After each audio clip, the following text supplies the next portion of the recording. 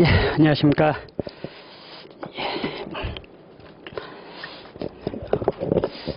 헌법 수업을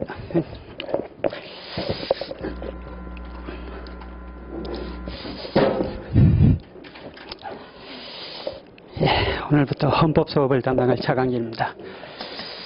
일단 모든 법과목이 그렇듯이 각 이 법과목은 그 나름의 체계가 있어요. 그래서 헌법 같은 경우도 체계를 잡아보면 크게 헌법 전체가 이렇게 세 부분으로 되어 있습니다. 하나는 우리가 헌법 총론이라고 하는 부분이고, 그 다음은 기본권, 그리고 통치구조, 이렇게 셋으로 나눕니다. 그리고 기본권 부분은 다시 기본권 총론과 기본권 강론으로 나뉘고, 통치구조 역시 마찬가지입니다. 통치구조 총론과 그리고 통치구조 강론. 그런데 이 헌법 중에 우리가 흔히 헌법이라고 부르는 것 중에 이 기본권 부분, 그 중에 특히 기본권 강론, 기본권 강론을 다시 나누어 보면 첫 번째 부분이 기본권을 보장하는 최종 이념, 이런 걸 보통 이 헌법 10조에서 인간의 존엄과 가치 이렇게 쓰고 있습니다. 그러니 헌법이 담고 있는 모든 내용들은 최종적으로 인간의 존엄과 가치를 실현하기 위해서 나머진 전부 수단인 셈입니다. 그냥 단순히 통치구조와 기본권의 관계, 여러분 통치구조가 기본권 실현을 위한 수단이고 이것이 목적이지만, 기본권 중에서 다시 강론 부분, 우리 현행헌법 10조에서 적고 있는 인간의 존엄과 가치가 최종적인 이념입니다. 그리고 이러한 인간의 존엄과 가치를 실현시키기 위한 수단으로서 다시 헌법에서는 수많은 기본권들을 적고 있습니다. 그 중엔 똑같이 10조에 적혀 있는 행복을 추구할 권리, 이 역시도 마찬가지로 최종적으로는 인간의 존엄과 가치 실현을 위한 수단인 셈들인 거고, 또 헌법 11조에 적고 있는 평등권 역시 마찬가지로 인간의 존엄과 가치 실현을 위한 수단이고, 이 이외에 나머지 것을 전부 다 개별 기본권 이렇게 부르는데, 차이가 예를 들어 개별 기본권은 다시 기준에 따라 다양하게 나뉘어집니다. 예를 들어 원래 기본권의 역사 자체가 국가 권력으로부터 개인의 자유로운 영역의 침해를 막기 위해서 만들어진 것이다 보니 국가는 나의 생활 영역에 개입하지 말아라. 그래서 소극적인 측면에서 국가의 개입을 자신의 생활 영역에서 배제시켜달라고 요구할 수 있는 권리인 자유권. 이 속에 들어가면 다시 또 굉장히 많죠. 그죠? 많아가지고 예를 들어 인신의 자유권, 이 속에 들어가면 다시 뭐 신체의 자유라든지 신체 분리훼손권, 아니면 생명권, 그리고 사생활 자유권, 물론 여기 들어가면 사생활 비밀과 자유, 주거의 자유, 거주 이전의 자유 등등이 들어갑니다. 그리고 정신적 자유권, 이 속에 물론 또 양심의 자유, 종교 자유, 언론 출판, 집회 결사, 학문 예술 자유까지 들어갑니다. 이런 개별 기본권, 그래서 예를 들어 정신적 자유권 속에 있었던 양심의 자유나 종교의 자유나 언론 출판의 자유나 그 앞에 있었던 신체의 자유나 아니면 사생활 자유에서 얘기는 사생활 비밀 불가침이나 주거의 자유, 통신 자유, 거주의 자유처럼 이런 기본권들은 통신, 사생활, 신체, 양심, 종교, 언론, 출판처럼 고유한 보호 영역을 개별적으로 가지고 있어요. 그런데 행복 추구권 잃어버리면 행복을 추구할 수는, 그래서 다른 개별 기본권들이 헌법에서 규정이 되어 있는데, 헌법 제정자들이 국민의 기본권은 다음과 같은 것을 보호하겠다고 적다가 다 못 적으면 헌법 37조 1항에 가가지고 헌법에 열거되지 아니한 자유 권리도 경시되지 아니한다 이래 놓습니다. 그러니 헌법 10조 2문에 있는 행복을 추구할 권리부터 시작해서 헌법 36조 1항까지 있고 37조 1항 이렇게 가서 수많은 기본권들을 헌법에 적다 다 못 적으면 헌법에 열거되지 않은 자유와 권리도 경치되지 아니한다라고 보장을 하면서 다시 이걸 행복추구권이라는 곳에서 도출을 해내는 기본권이 많습니다. 왜냐하면 우리 헌법재판소가 행복추구권의 법적 성질을 얘기할 때 그렇게 얘기를 하잖아요. 그죠? 이것은 개별기본권으로 보호되지 않는 자유권 중에서 개별기본권으로 보호된 영역을 뺀 나머지 부분들. 그래서 포괄적 의미의 자유권 이렇게 얘기하는 이유가 그렇습니다. 그래서 인간의 존엄과 가치는 최종 이념인 셈이고 이것을 실현시키기 위한 수단들이 존재를 하는데 그 수단 속에 기본권 중에 특히 행복추구권은 포괄적인 기본권, 그 중에서 포괄적인 자유권으로서의 성격을 가지고 평등권은 고유한 보호 영역이라는 게 없습니다. 예를 들어 양심의 자유 이렇게 하면 양심이 무엇이냐 이렇게 개념 정리가 내려집니다.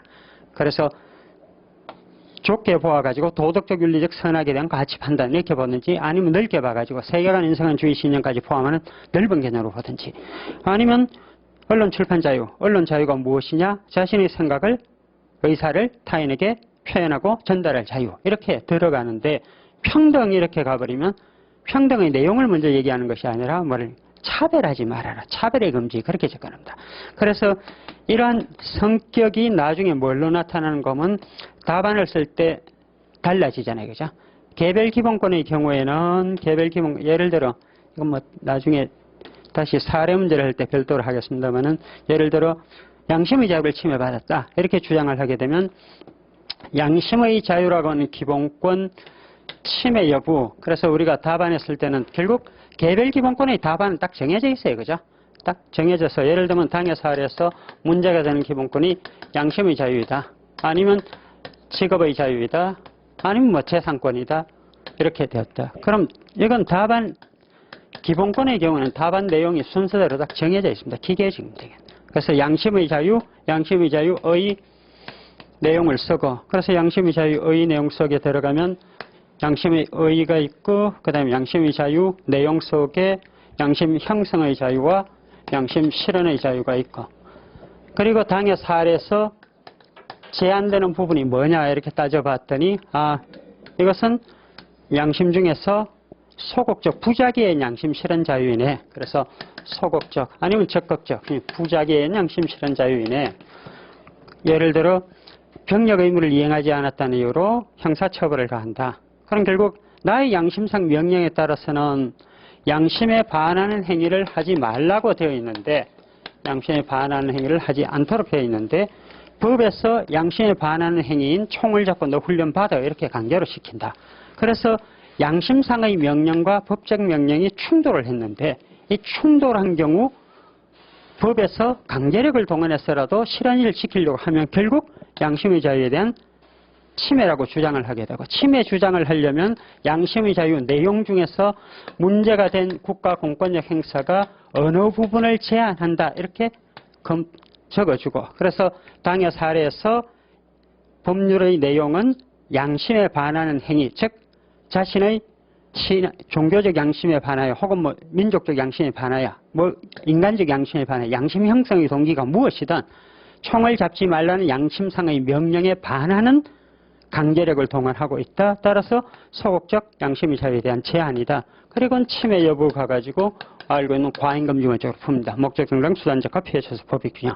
그런데 기본권이 이렇게 여러 개 문제가 되면은 이걸 잠시 놓아두죠. 그죠? 이렇게 놓아서 의 내용 제한 쓰고 묶어가지고 과잉금지 원칙 이렇게 푸는 것들이고 그래서 직업의 자유 이렇게 문제가 됐다. 마찬가지로 직업의 자유의 내용을 쓰고 그럼 직업이라 하면 생활에 필요한 수요 충족을 위한 계속적 소득 활동 더 죽여버리면 계속적 소득 활동을 의미한다. 내용 가서 양심 직업 선택의 자유와 직업 수행의 자유가 있는데 사례의 경우 제한되는 부분을 봤더니 법 자체에서 이건 특정 직업을 선택조차 못하게 하네. 자격이 없다고 의사생활을 못하게 하네. 자격이 없다고 변호사 생활을 못하게 하네. 이건 직업 선택 자유 제한이다. 그중에서 개인의 자질 능력, 주관적 선택의 자유 제한이다. 아니면 이건 직업 수행을 못하게 하네. 왜 이 지역에서 여관업을 못하게 하느냐? 왜 이 지역에서 노래방 연습을 못하게 하느냐? 그래서 제한된 부분을 적어주고 그다음 침해 여부 묶어서 뒤로 보내고 재산권도 마찬가지다. 그죠? 재산권이 의 내용 공사법상의 권리입니다. 즉 구체적 권리로서 재산 가치 있는 구체적 권리이다. 그리고 내용은 재산권은 이용, 수익, 처분 권능을 내용으로 한다. 제한되는 그 부분 가가지고 이 법률에서는 당사자 보고 집을 팔질 못하게 하네. 아니면은 자기가 원하는 대로 땅을 쓰지 못하게 하네. 왜 그린벨트로 설정해가지고 내 땅을 내가 집을 짓던 닭을 키우던 뭘 하든 왜 국가가 간섭하느냐. 이건 이용수익에 대한 제한이다. 그래서 제한되는 부분 적고 당해 법률은 청구권자의 기본권인 재산권 내용 중 이용수익권에 대한 제한이다. 그리고 침해 여부가서 묶어서 과잉금융식 이렇게 푼다. 그죠? 그래서 개별 기본권이 문제가 되면 그 개별 기본권의 답안 내용은 이렇게 기본권의 내용 제한 침해 여부 이렇게 단순화됩니다. 그런데 평등권 침해 여부 이렇게 문제가 되면 평등권은 고유 내용은 없으니 평등물 내용을 썼고 제한 이래 되지 않습니다. 그래서 이건 답안의 순서가 전혀 달라져 가지고 맨 처음 쓰는 부분이 어딜 넘어가느냐. 평등 내용이 안 되니 차별이 뭐냐. 그래서 차별의 존재부터 찾아내는 거죠. 차별의 존재. 그래서 당해 사례에서 문제되는 법률이 예를 들어 당내 경선 과정에서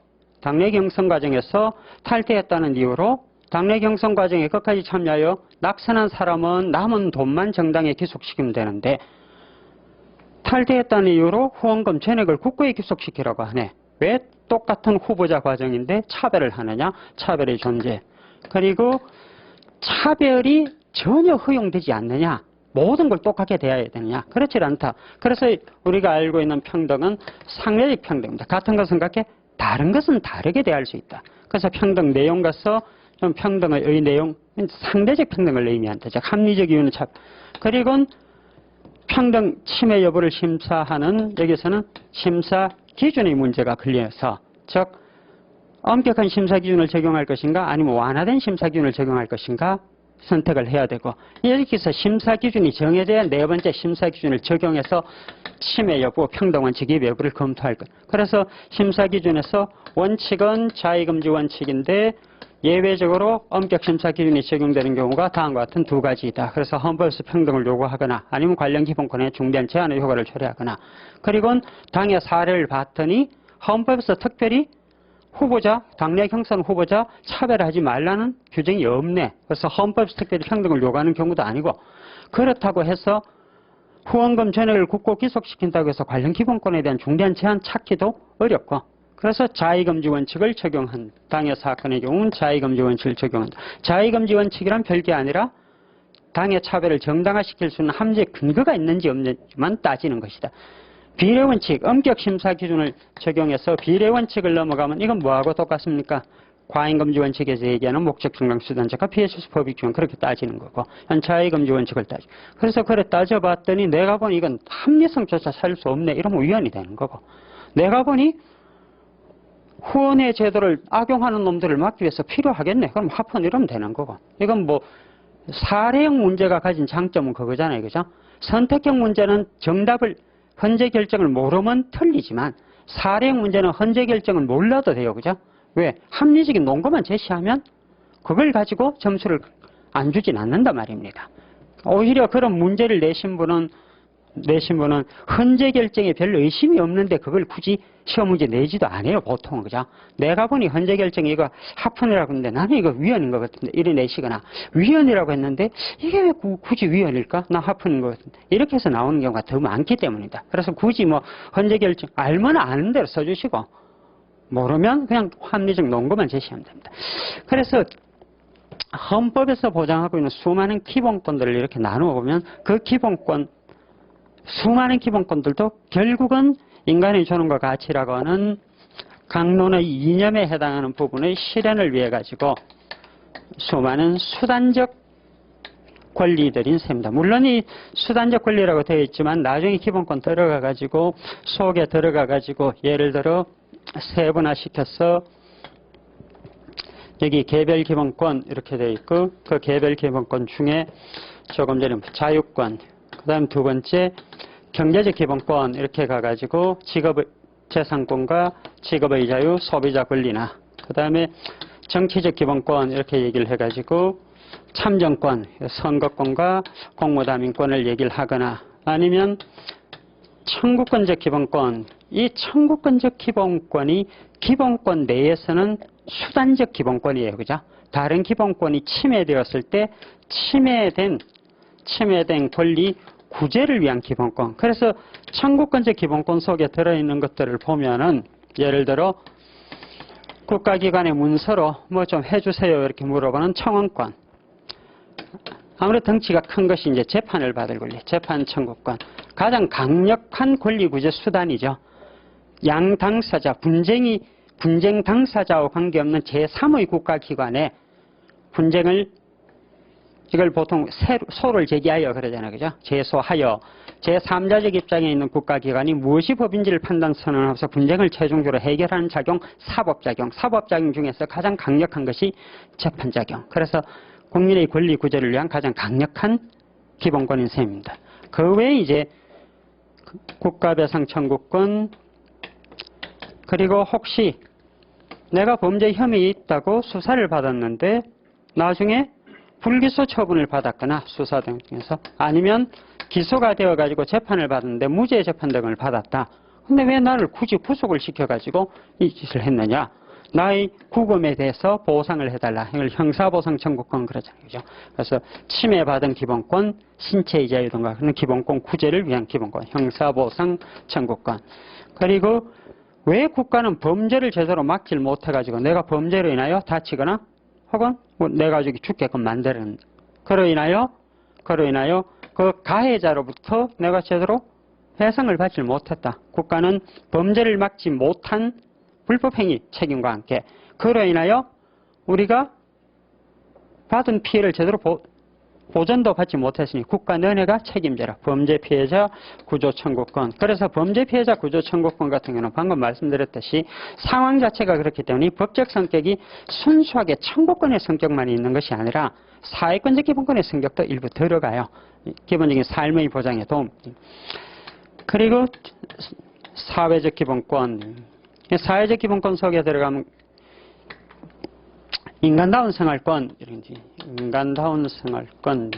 이게 헌법 34조에랑 각 개별 기본권 내에서도 개별 기본권끼리 따져보면 다시 그 중에서 서로 간에 목적과 수단 관계가 있습니다. 예를 들면 사생활 비밀 자유라고 하는 기본권이 사생활 기본권 내에서는 나름 목적이고 거기에 통신 자유, 거주인 자유, 주거 자유 이런 부분들이 실현을 위한 수단들인 셈인 거고 이것도 마찬가지입니다. 사회적 기본권 내에 존재하는 수많은 기본권들도 나름 위계 질서가 있는데 그중에 인간다운 생활권이 사회적 기본권 내에서의 목적이고 이것을 실현시키기 위해서는 인간다운 생활이 가능하려면 자본주의 사회에서 먹고 사는 문제 돈이 있어야 되는데 돈이 그냥 자본가 집단이 아니라면 없는 것이고 그럼 취직을 해야 되는데 취직을 하려면 오늘날 교육을 받지 않고서 불가능하다. 교육받을 권리가 들어가고 교육을 받아가지고 일자리를 실컷 마련하려고 했더니 일자리가 없더라. 국가 보고 일자리 좀 마련해다오. 근로의 권리입니다. 일할 기회를 제공해달라. 그리고 그렇게 해서 일자리를 마련했는데 사용자와의 관계에서 노동자의 근로자의 법적 지위 보장을 위해서 인정하는 근로사무권이라는 부분. 이 외에도 이제 사람이 어디 밥만 먹고 사냐, 깨끗한 환경에서 살아야지 환경권부터 시작해서 등등 수많은 보건권 등등이 들어갑니다. 그래서 이 모든 개별적인 기본권 역시 인간의 존엄과 같이 실현을 위한 수단, 개별 기본권 하나하나로 보자면 그 자체가 목적입니다. 그것을 실현시키기 위해서 헌법에 뭘 두었는가 하면 통치구조라는 걸 둡니다. 헌법 조문에 예를 들면 19조에 양심의 자유를 적었고 15조 직업의 자유를 적어놓고 21조에서 언론 출판 자유를 적고 또 34조의 1항에서 인간다운 생활할 권리를 적어놨다고 해서 저절로 실현이 안 돼요. 그래서 이것을 실현시킬 국가 기구를 만들어서 나는 바빠서 못하니 내가 너에게 월급 줄 테니 너 내 대신 가서 일해. 이렇게 종을 시키는 게 뭔가 하면 통치구조 기구들이에요. 그래서 통치기구를 구성하는 각종 근거가 되는 이념적 기초가 되는 기초 원리 등을 적고 있는 총론 부분이 있고 개별 강론 들어가면 여기서 이제 국회라는 게 들어가고 그래 국회 너 내 대신 가서 법 만들어.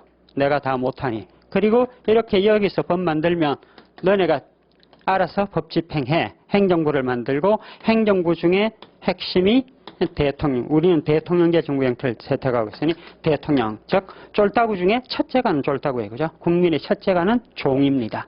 물론 세상이 잘못되어가지고 종놈이 주인을 업신여기는 희한한 세상이 되어 있고 그 주인은 지가 종이라고 거꾸로 착각을 하고 앉아있어요. 여전히. 그죠? 그러니 바뀌질 않습니다. 머릿속의 생각이 현실을 지배하는 일들이 있습니다. 관념의 극단으로 갑니다. 그래서 대통령 뺀 나머지를 좁은 의미의 협의의 정부 이렇게 얘기를 하고 이 협의의 정부 속에 들어가면 대통령의 첫째가는 쫄따구. 그래서 대통령의 첫째가는 보좌기관 이렇게 부릅니다. 그래서 대통령의 첫째가는 보좌기관, 국무총리. 우리나라는 원래 대통령이니까 부통령이 있어야 되는데 연역적으로 이상한 헌정사 때문에 이렇게 총리 제도가 자리를 잡습니다. 그리고 국무총리의 제청으로 15인에서 30인 내에서 임명을 하기는 국무위원이 있게 되고 이렇게 대통령, 국무총리 그리고 국무위원 이렇게 셋을 합쳐가지고 국무회의라고 얘기를 합니다. 국무회의. TV에서 한 번씩 보시면 정부는 내일 아침 국무회의를 열어 무엇을 어떻게 결정하기로 했고 조만간 또 뭐 국무회의 열어가지고 어저께 흔히 뭐 속칭 김영란법이라고 하는 부정금품수수금지법 합헌결정이 내려졌으니 그 법에서 구체적인 액수 부분은 대통령령으로 위임을 해놨단 말이에요. 그럼 대통령령으로 이미 발표하기는 3, 5, 10 이렇게 해놨단 말이에요. 그래서 밥값은 3만 원부터 시작해 선물은 5만 원, 부조금은 10만 원 범위 내에서 그리고 일시로 100만 원 이상을 받게 되면 형사처벌하고 뭐 등등을 적어 놓았습니다. 그런데 이런저런 국민들의 소리를 들어보니 이것도 많아. 세계적인 선진국인 미국 같은 경우도 20불이 넘어가면 형사처벌 15년 이렇게 하는데 우리나라가 미국보다 잘 사느냐? 그렇지 않다. 그런데 마음은 다 부자죠. 그죠? 마음은 훨씬 더 부자입니다. 생활 환경을 보면 훨씬 부자입니다. 그래서 이거 좀 더 줄이자. 그래서 2만 원, 3만 원, 5만 원을 줄이자. 이렇게 할 수도 있고 대통령제인 국무회의 심의 과정을 거쳐서 그렇게 고쳐가 대통령령을 정해가지고 공고 시행을 할 수도 있고 아니 얘기를 들어보니 좀 더 늘려야 되겠네. 요즘 뭐 3만 원, 5만 원이 돈이야 이러면서 뭐 적은 눈에 보면 돈이 아니겠지만 그래서 이걸 5만 원, 10만 원 그리고 50만 원 좀 하자. 뭐 이렇게 바꿀 수도 있고. 그래서 그런 일들을 쭉 하는 것이 국무회의입니다. 국무회의 심의사항은 헌법 자체에서 아예 전부 다 열거를 해놓고 있습니다. 그리고 국무위원 중에서 총리 제청으로 임명을 하는 사람 행정각부의 장, 우리가 흔히 장관이라고 부르는 사람. 여기서 행정각부의 장은 말 그대로 행정각부의 장입니다. 그래서 고유의 부처가 있어야 돼요. 부가 있어야 돼. 처가 아니고. 그래서 헌법에서 정부조직법에서 얘기하는 행정각부라고 해서 22조부터 1호, 2호, 3호 쭉 26조에서 1호, 2호 쭉 적어놓은 그 16개 각부들이어야 됩니다. 그래서 이런 대통령 협의의 정부 그 외에 이제 잔잔한 걸로 대통령의 뭐 자문기관 등도 들어갈 수가 있고 그리고 대통령 직속으로 우리는 감사원을 집행부형을 채택하고 있기 때문에 감사원을 대통령 직속으로 두고 있습니다. 감사원. 물론 이 감사원을 한때 독립시키자라는 얘기가 있었어요. 그러자 이걸 독립을 시키려면 여러 가지 문제가 해결됩니다. 헌법부터 개정을 해야 되는 문제가 생깁니다. 그래서 이런저런 문제 때문에 잘 안 된 셈인데 그리고 과거부터 원래 집행부 행정사무였던 선거사무는 원래 집행부 사무인데 우리는 1960년 3.15 부정선거로 인하여 이승만 정권에 물러나게 됩니다. 그리고 이승만 정권 물러나고 난 이후에 3차 개정 헌법을 하면서 헌법에서 중앙선거관리위원회라는 헌법기관을 만들어서 선거사무를 별도로 담당을 시켰습니다. 그래서 선거관리위원회 이건 별도 기구인데 뭐 적절히 논할 데가 없다 보니 뭐 집행부 얘기하면서 같이 논의를 하는데 소속하고는 아무 관계가 없습니다. 사실은 별도로 이렇게 적어야 되는 것들입니다. 그런데 보통 우리가 통치구조 강론이라면 상권 분립에 따라 그렇게 나뉘어진 권력, 즉 국가자격을 섬길에 따라 서로 다른 국가기관에게 귀속시키면서 그들 사이 견제균형을 통해 국민의 자유 권리를 보장하려는 원리인 권력분리 원리에 따라서 보통 상권 분립 그렇게 얘기를 하죠. 뭐 이건 5권 분립이 될 수도 있고 7권 분립이 될 수도 있는데 왜 상권이냐? 그건 인류 역사 경험상 그게 가장 효율적이다라고 얘기입니다. 그게 뭐 신의 의지도 아니고 그죠? 합리적 결과물이라기보다 경험의 산물입니다, 사실은. 그래서 입법, 집행, 그리고 사법을 담당하는 국가기관이 우리는 나뉘어져 있어요, 그죠? 그래서 사법을 담당하는 국가기관 중 하나가 법원이고 또 하나가 헌법재판소이고 워낙 덩치가 크다 보니 별도로 떼내서 헌법재판소 이렇게 별도로 논의를 합니다. 법원과 관련된 권한들은 그래서 남아있는 부분이 별로 없습니다. 우리가 논의를 하는 건 굉장히 좁은 부분만 논의를 합니다. 그래서 예를 들어 법원과 관련된 부분 논의에 들어가면 하나는 각 부서와 관련된 얘기 중 가장 핵심은 역시 권한입니다. 권한. 여기도 권한, 국회 권한, 여기도 집행부 중에 나중에 보시면 대통령 권한이 논의의 핵심이고 법원의 얘기도 법원의 권한이 무엇인지에 대한 핵심인데 법원이 가지고 있는 수많은 권한 중에서 아무리 제일 큰 것은 재판에 관한 재판권입니다. 그런데 재판에 관한 권한 중에서 헌법재판에 관한 민사재판, 형사재판, 행정재판은 여기 전속입니다. 그런데 헌법재판으로 가면은 좀 달라지죠. 그죠? 헌법재판 부분 중에선 법원이 가지고 있는 권한은 하나는 헌법 107조 1항에 따라서 법률이 헌법에 위반되는 여부가 재판의 전제가 된 경우는 법원은 헌법재판소에 제청하여 그 심판에 따라 재판한다. 그래서 위헌법률 심판 제청권이 남아있고 헌법 107조 2항에 가가지고 명령규칙, 처분 등이 헌법이나 법률에 위반되는 여부가 재판의 전제가 된 경우는 법원이, 즉 대법원이 최종 심사한다. 그래서 명령규칙에 대한 위헌, 위법 심사권, 요 정도만 규범 통제권 중 일부를 가지고 있고 있습니다. 물론 이외에 실제로는 헌법재판인데 법원에 전속되어 있는 부분, 선거재판 같은 경우입니다. 선거재판은 헌법기관 구성을 둘러싸고 벌어지는 분쟁입니다. 대통령 선거, 국회의원 선거 등등. 그래서 헌법기관 구성을 둘러싸고 벌어진 분쟁이니 헌법재판인데 우리는 이게 법원으로 가 있습니다. 나중에 선거와 관련된 분쟁은 국정선거하고 지방선거 이렇게 나누어 갖고 재정을 한번 해야 됩니다. 그죠? 관할, 특정 분쟁의 관할권 문제, 국회의원 선거, 대통령 선거, 지자체장, 의회의원 선거의 관할권이 어디에 속하느냐, 즉 단심, 대법원 단심이냐 아니면 고등법원의 제소에서 2심제냐 부분이 남아있게 됩니다. 그리고 법원이 가지고 있는 권한 중에서 법원의 독립성을 보장해주기 위해서 법원의 독립성, 이건 나중에 사법권 독립이라는 부분하고 맞물리는데 독립성, 헌법 108조에서 법원에다가 뭘 주고 있느냐? 규칙 제정권을 주고 있습니다. 이 규칙은 나중에 주소가 다시 좀 달라져요. 그죠? 이 규칙은 주소가 좀 달라져 가지고 우리가 흔히 얘기하는 규칙이라는 것의 주소하고 많이 다릅니다. 헌법이 있고 법률이 있고 명령, 지방자치단체 조례가 있는데 요 명령은 다시 둘로 나뉘어지잖아요. 그죠? 법규명령하고 행정명령. 그래서 법규성을 띈 법규명령과 우리가 통상 행정규칙이라고 하는 행정명령 나뉘어지는데 여기서 법규명령, 헌법 75조에 따른 대통령령, 헌법 95조에 따른 총리령과 부령. 그럼 이들이 법규명령인 이유는, 그럼 법규명령 뭡니까? 법규명령은.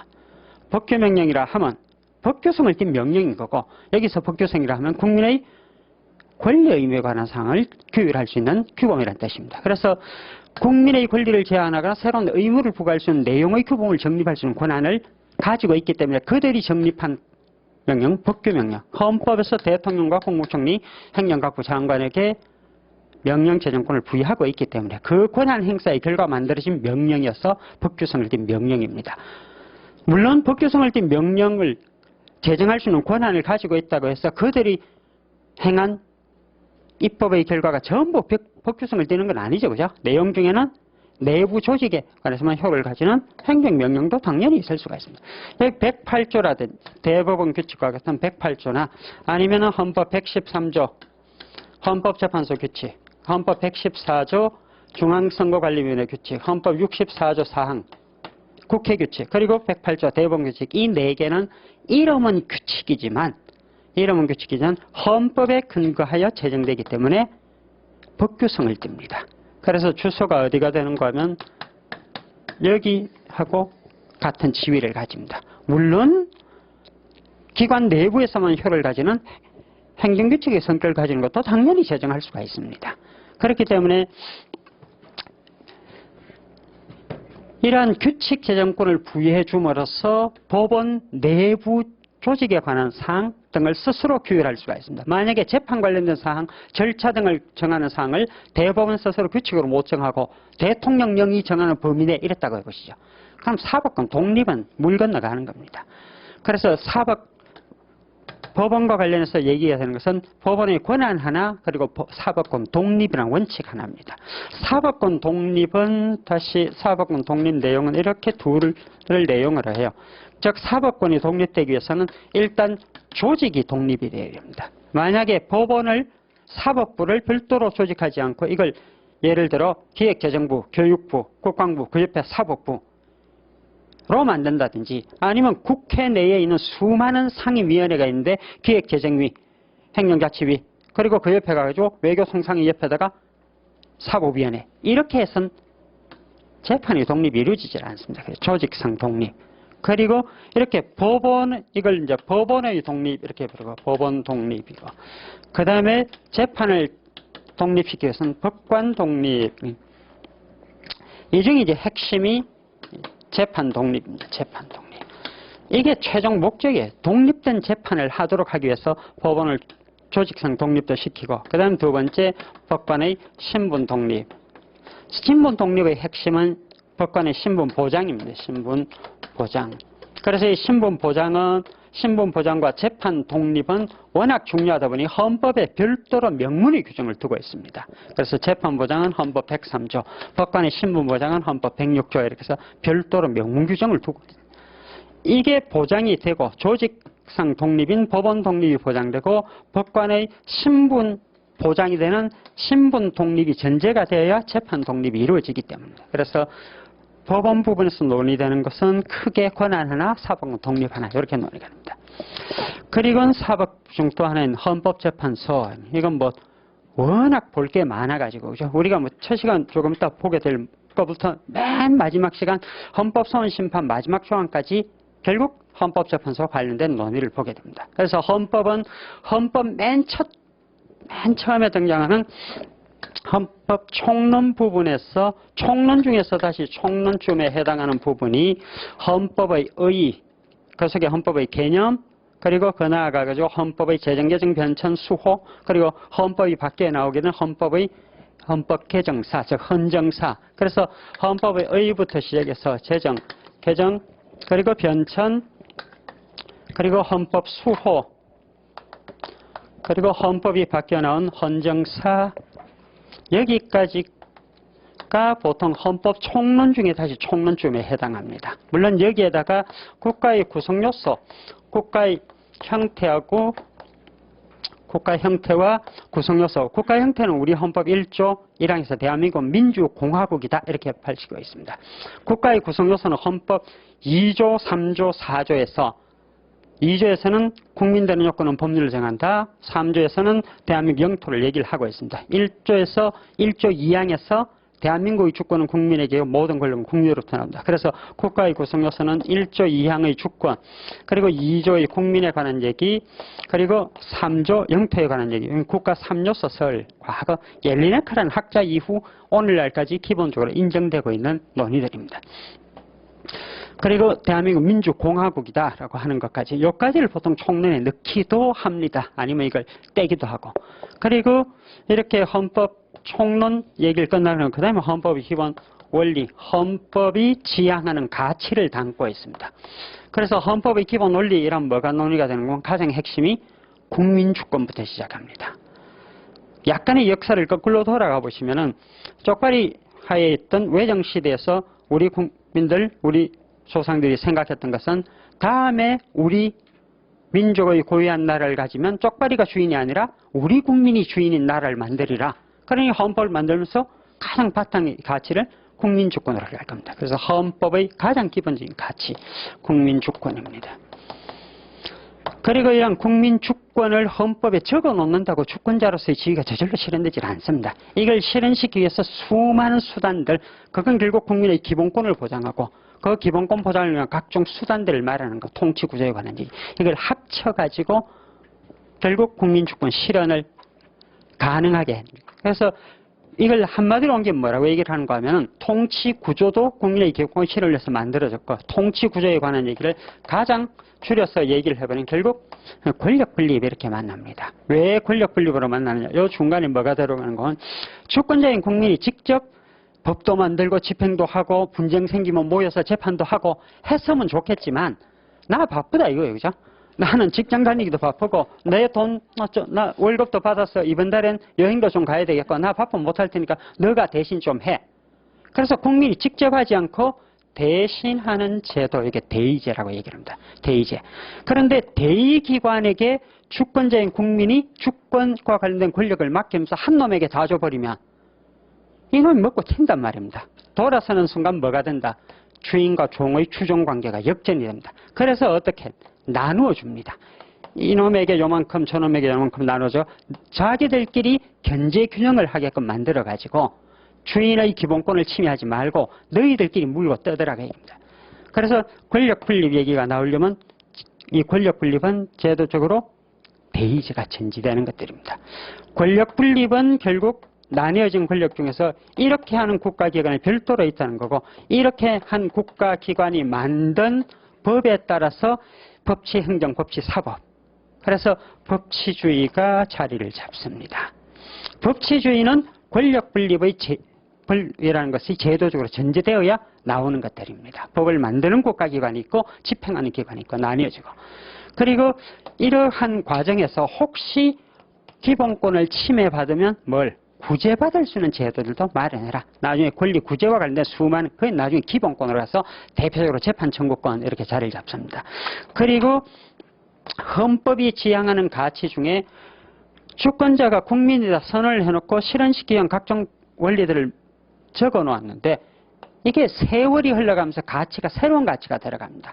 과거에는 권력이 개인의 자유와 권리를 침해하는 게 문제여서 너 침해하지 마 이렇게 막는 데 주안점을 두었다면 이제는 먹고 살기 힘드니 너 와가지고 우리 집 와서 소뚜껑 한번 열어봐라.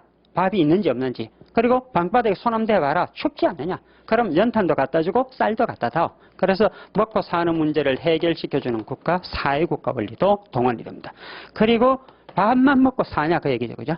밥만 먹고 사냐. 일정 기간에 한 번씩 뭐 영화도 보고. 그죠? 그 뭐 뛰어난 아리아 뭐 이런 거 못 보더라도 하다못해 영화관 가서 영화라도 볼 수 있도록 해다오. 남들 다 차 몰고 다니니 나도 차 한 대 다오. 그랜다이저 급은 아닐지라도 차 한 대 다오. 그래서 먹고 사는 문제만이 아니라 인간다운 삶을 위해서 문화적 가치도 향유할 수 있도록 문화국가의 원리도 들어갑니다. 이 외에도 수많은 원리가 들어갈 수 있는데 학자마다 조금씩 다릅니다.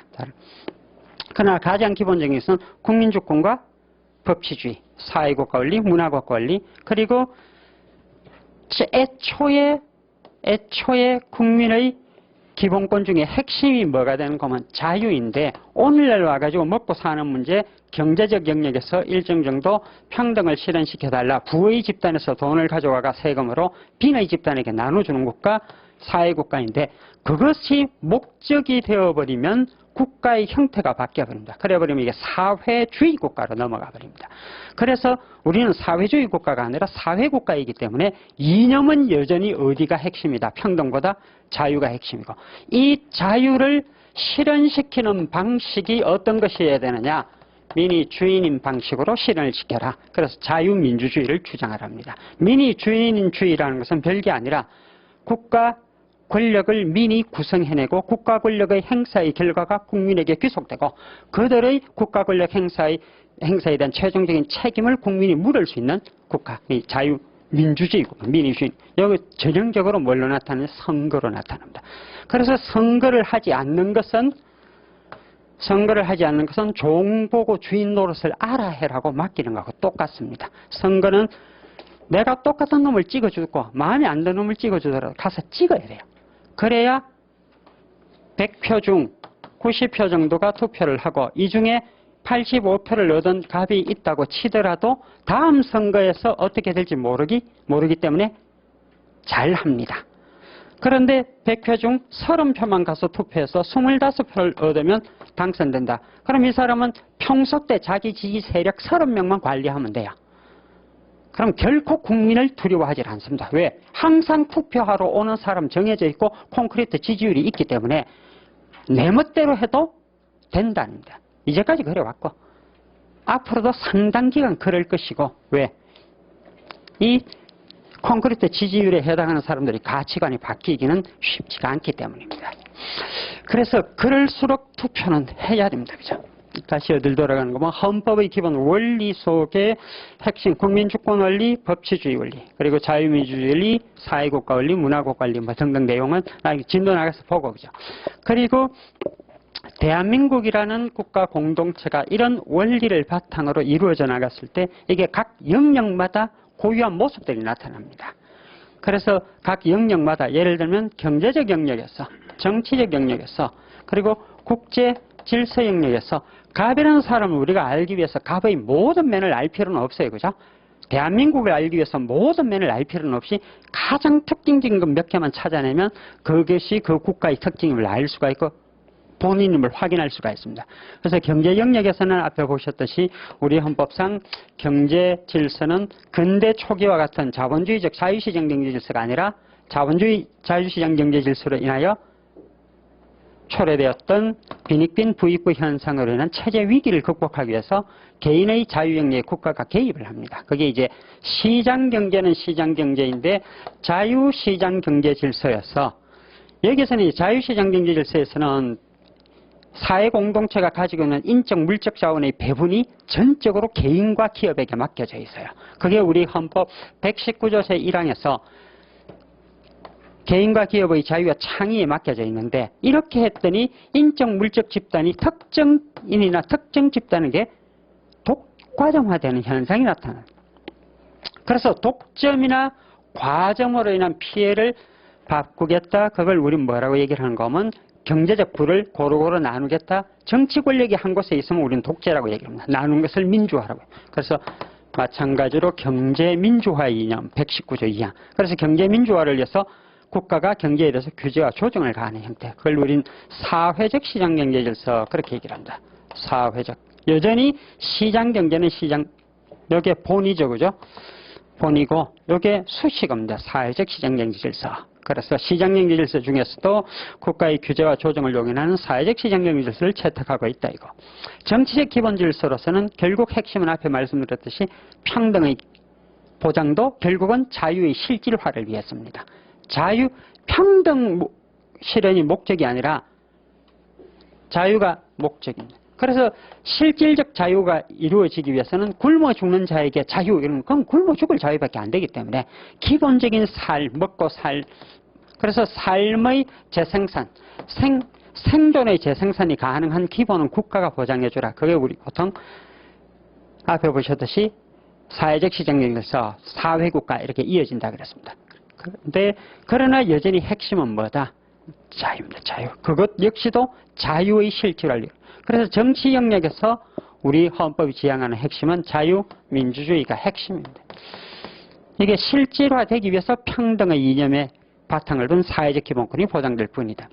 그리고 국제질서에서는 나 남과 싸우지 않는다. 그래서 평화주의적 국제질서 이렇게 선을 하고 있습니다. 이건 나중에 두 가지로 만납니다. 하나는 외국인의 법적 지위를 보장해 주는 것 하나고 하나는 국제사회에서 존재하는 규범을 준수하겠다는 것 하나 하고 이렇게 만납니다. 나중에 구체적인 가서 봅시다. 그죠?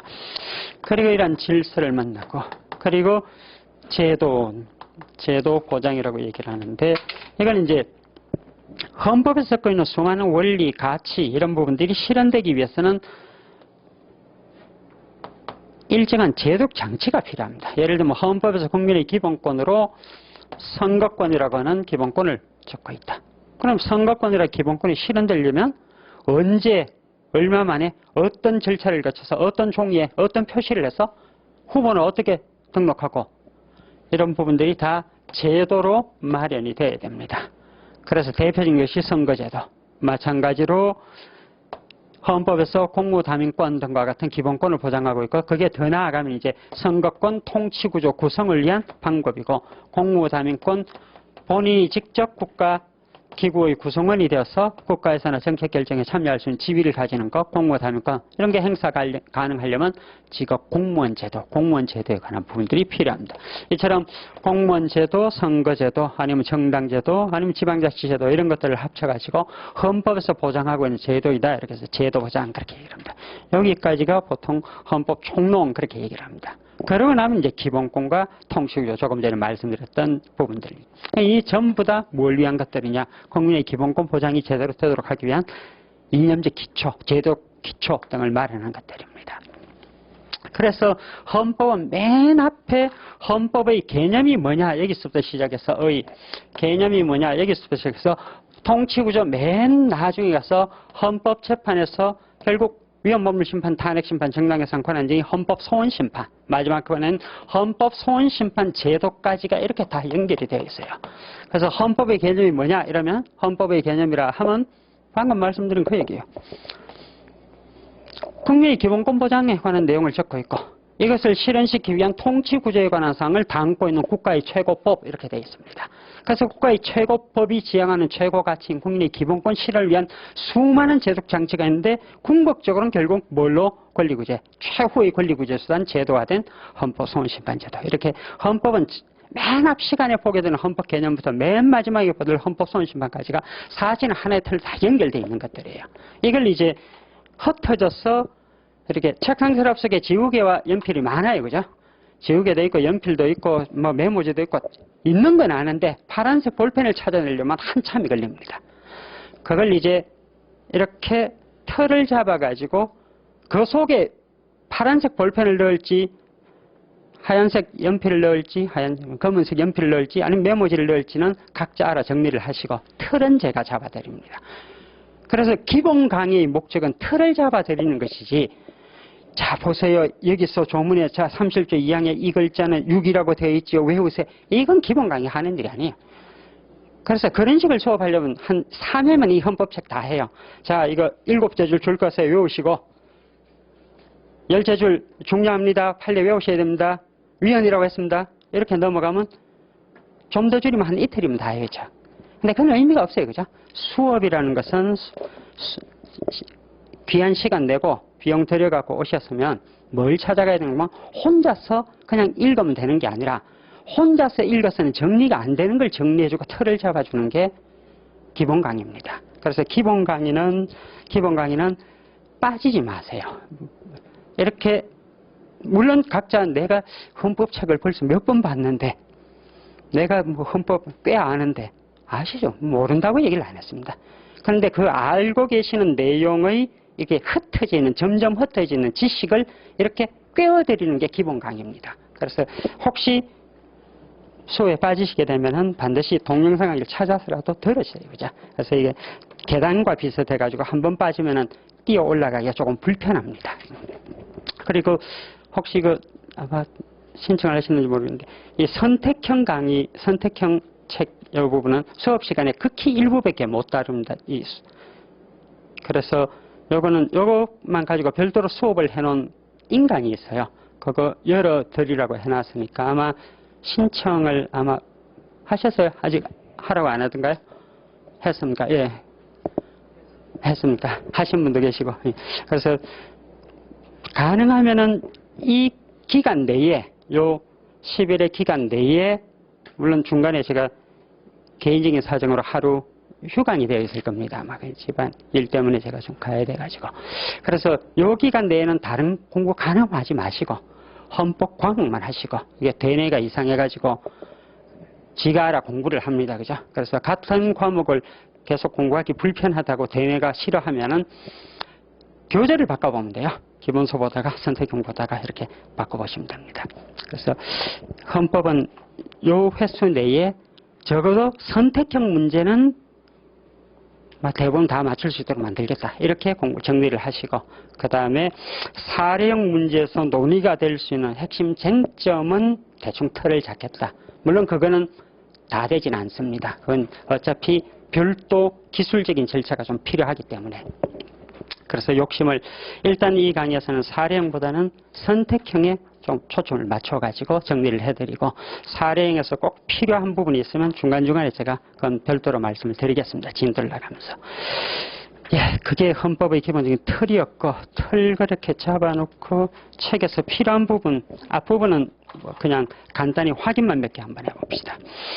교재 맨 앞에 가보시면 헌법 개념이 있고 개념은 첫째 둘째 줄에 적혀있는 헌법 개념 한번 구경을 해보시면 그래 되어 있습니다. 헌법이란 국민의 기본적 권리 보장 그리고 헌법이 통치조직과 통치작용에 관한 기본 원리를 정한 최고법 앞에 말씀드렸듯이 국민의 기본권 보장과 통치구조에 관한 기본적인 사항을 적어있는 국가라는 공동체의 가장 높은 법, 최고법을 말한다. 그렇게 정리하시면 됩니다.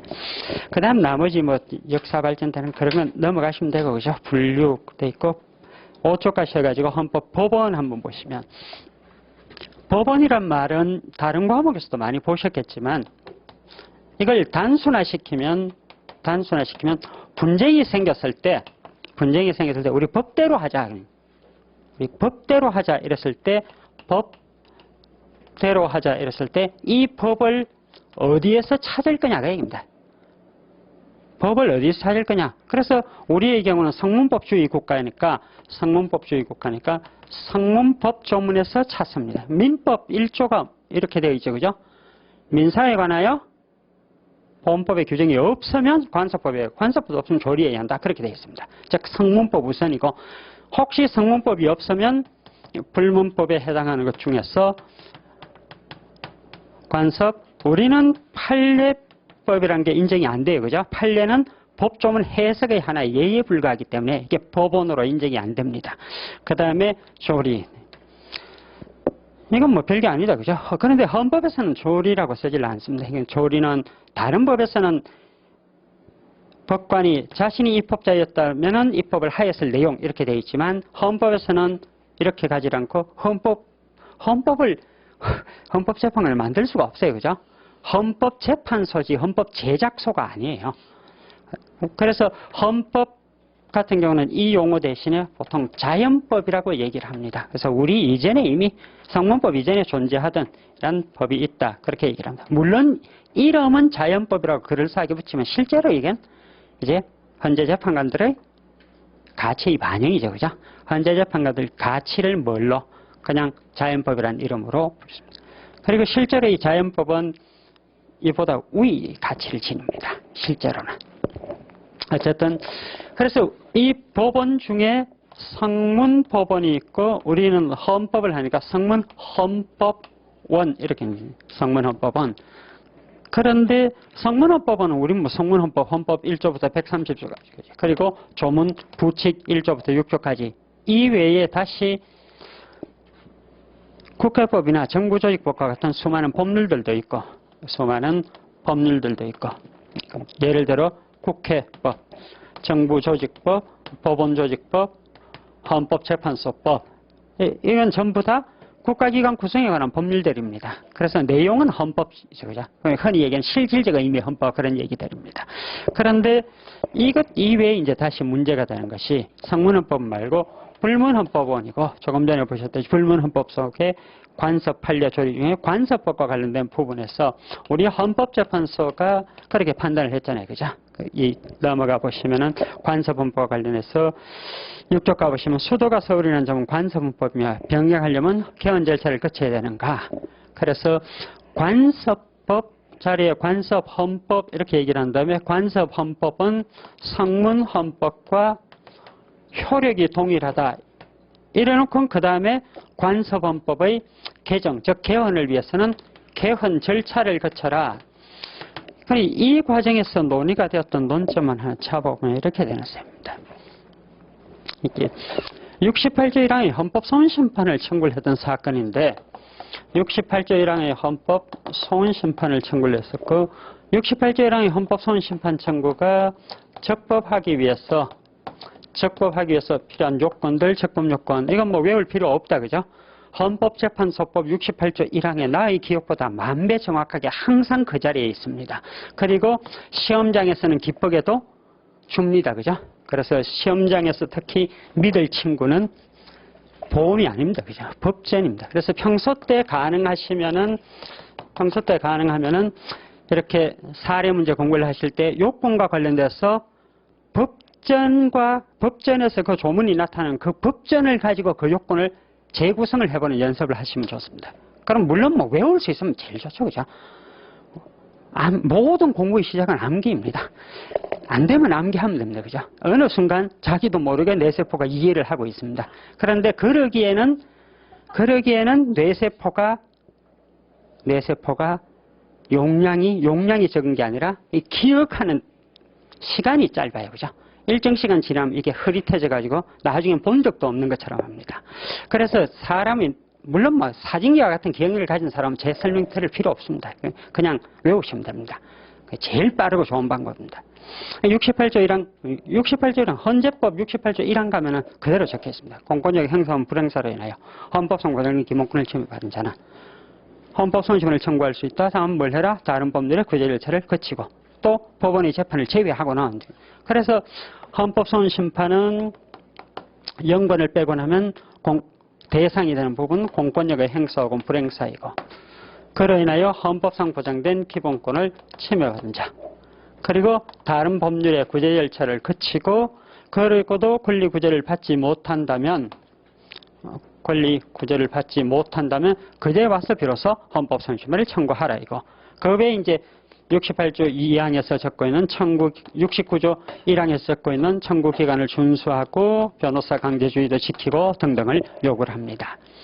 그중에 공권력의 행사하고 불행사 속에는 공권력 행사에서 입법권, 집행권, 사법권이 다 들어가는데 이 부분에서 법원의 재판, 이건 재판 소원 배제로 제외가 되는 거고 이 둘은 대상이 되는 거고 입법 중에 다시 국회 제정 법률이 들어가는 거고 물론 행정입법도 들어가고 조약도 들어가고 법규명령 다 대상이 될 수가 있다. 뭐 요건을 갖추면 기본권 침해 주장에서 자기 관련성, 직접성, 현재성, 직접성 요건 등을 갖추면 그래서 이 사건에서는 신행정수도 건설을 위한 특별조치법입니다. 그래서 신행정수도 건설을 위한 특별조치법이 만들어졌는데 문제는 여기서 뭐라고 되어 있는 거면 신행정수도를 건설한다. 충남 영기 공주 부분에.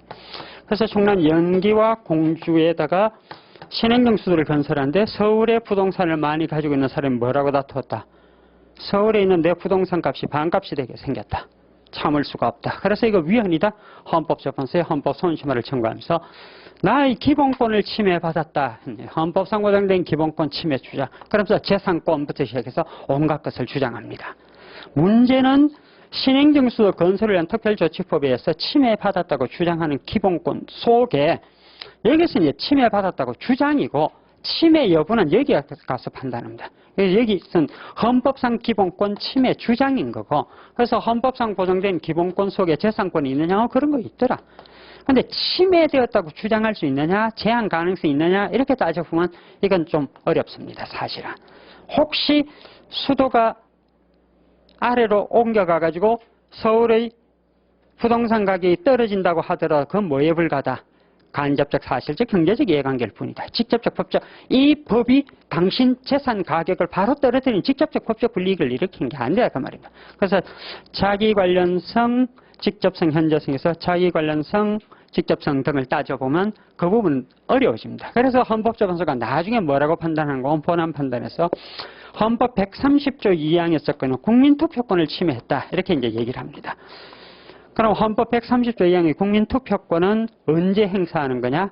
헌법 개정 절차에서. 그럼 헌법 개정 절차가 필요하다고 얘기를 하려면 헌법상 보장된 기본권 침해 주장에서 국민투표권이라는 기본권의 침해 가능성을 얘기를 해야 되고 국민투표권 침해 가능성을 나중에 답안서는 기술적인 부분 가가지고 여기서 헌법상 보장된 기본권 문제가 있을 때 얼마만큼 써줄 것이며 여기서 다시 얼마나 써줄 것이며 이건 아주 기술적인 문제라서 별도로 한번 얘기를 해야 됩니다. 그죠?